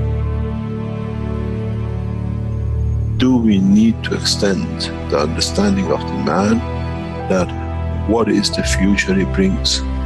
We care about our children, what education they get, what they wear, how happy they'll be, where they sleep. Now the man has to be careful and consider, what life shall my soul create? Because those are the children of your soul. As we see, the rays of the sun has become a planet and 7 million children of it. 7 billion unlimited, which is growing. So the soul of the man will go through the same process. How many billions and subdivisions and sub-material state of the physicality of the man your soul shall create? Would it be the soul of wars and conflict and forever killing? Or would it be the soul of this, let's say, solar system, which is peaceful? This is the truth and the reality about the soul of the man. First of all, as I said many times recently, we never understood that the soul of the man is within the structure of the man. And now that we understood, we understand on departure from the physicality of the man, the same process will carry on as it did for a star, a planet. And the soul of the man becomes another energy source, a higher order, which itself leads to the creation. It becomes the star, it becomes the center of a new cycle of creation.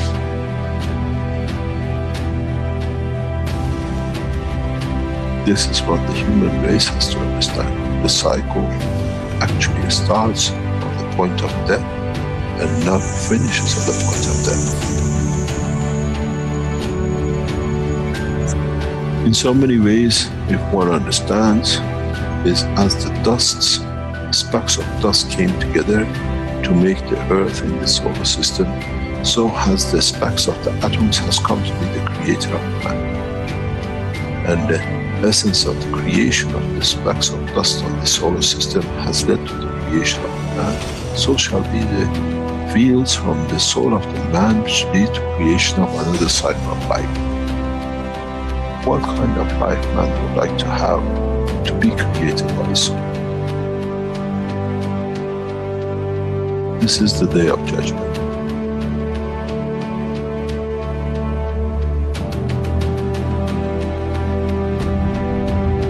This is what man never understood. Now you have to understand. You have no choice. Up to today you were not aware of it. From today you are aware of it. You are responsible for it. Your conduct has to be to elevate your soul. That in elevating the soul, what you become the creator of stands correct in the conduct of the citizens. We don't give a fairy tale. This is the truth. But as you've seen, the process does not stop with one sun. The cycle carries on.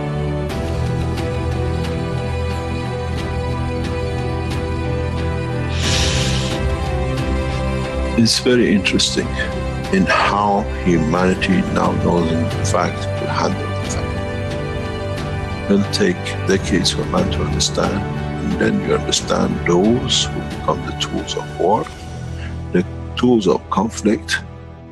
They have less, they have nothing to start with. They have to become the dust in the solar system of the others till the day they learn more. as they cannot create a new cycle through their own soul. This is the elevation of the soul of the man. To be part of the creation of a beautiful life for the next cycle.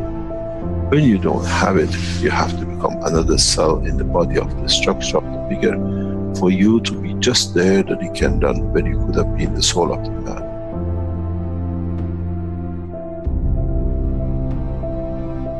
They say, do not create fear. I give you the point of love for creation.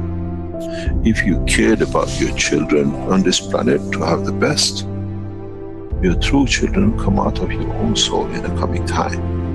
How would you like to educate them? How would you like to be when you are in conflict with yourself and the cause of so much mayhem?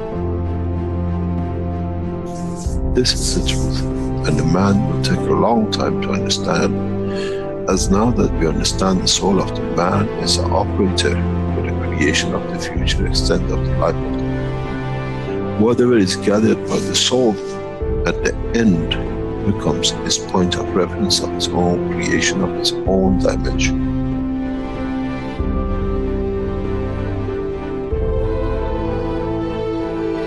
But the strangest thing is, what he creates from his soul shall become the creator of the other souls.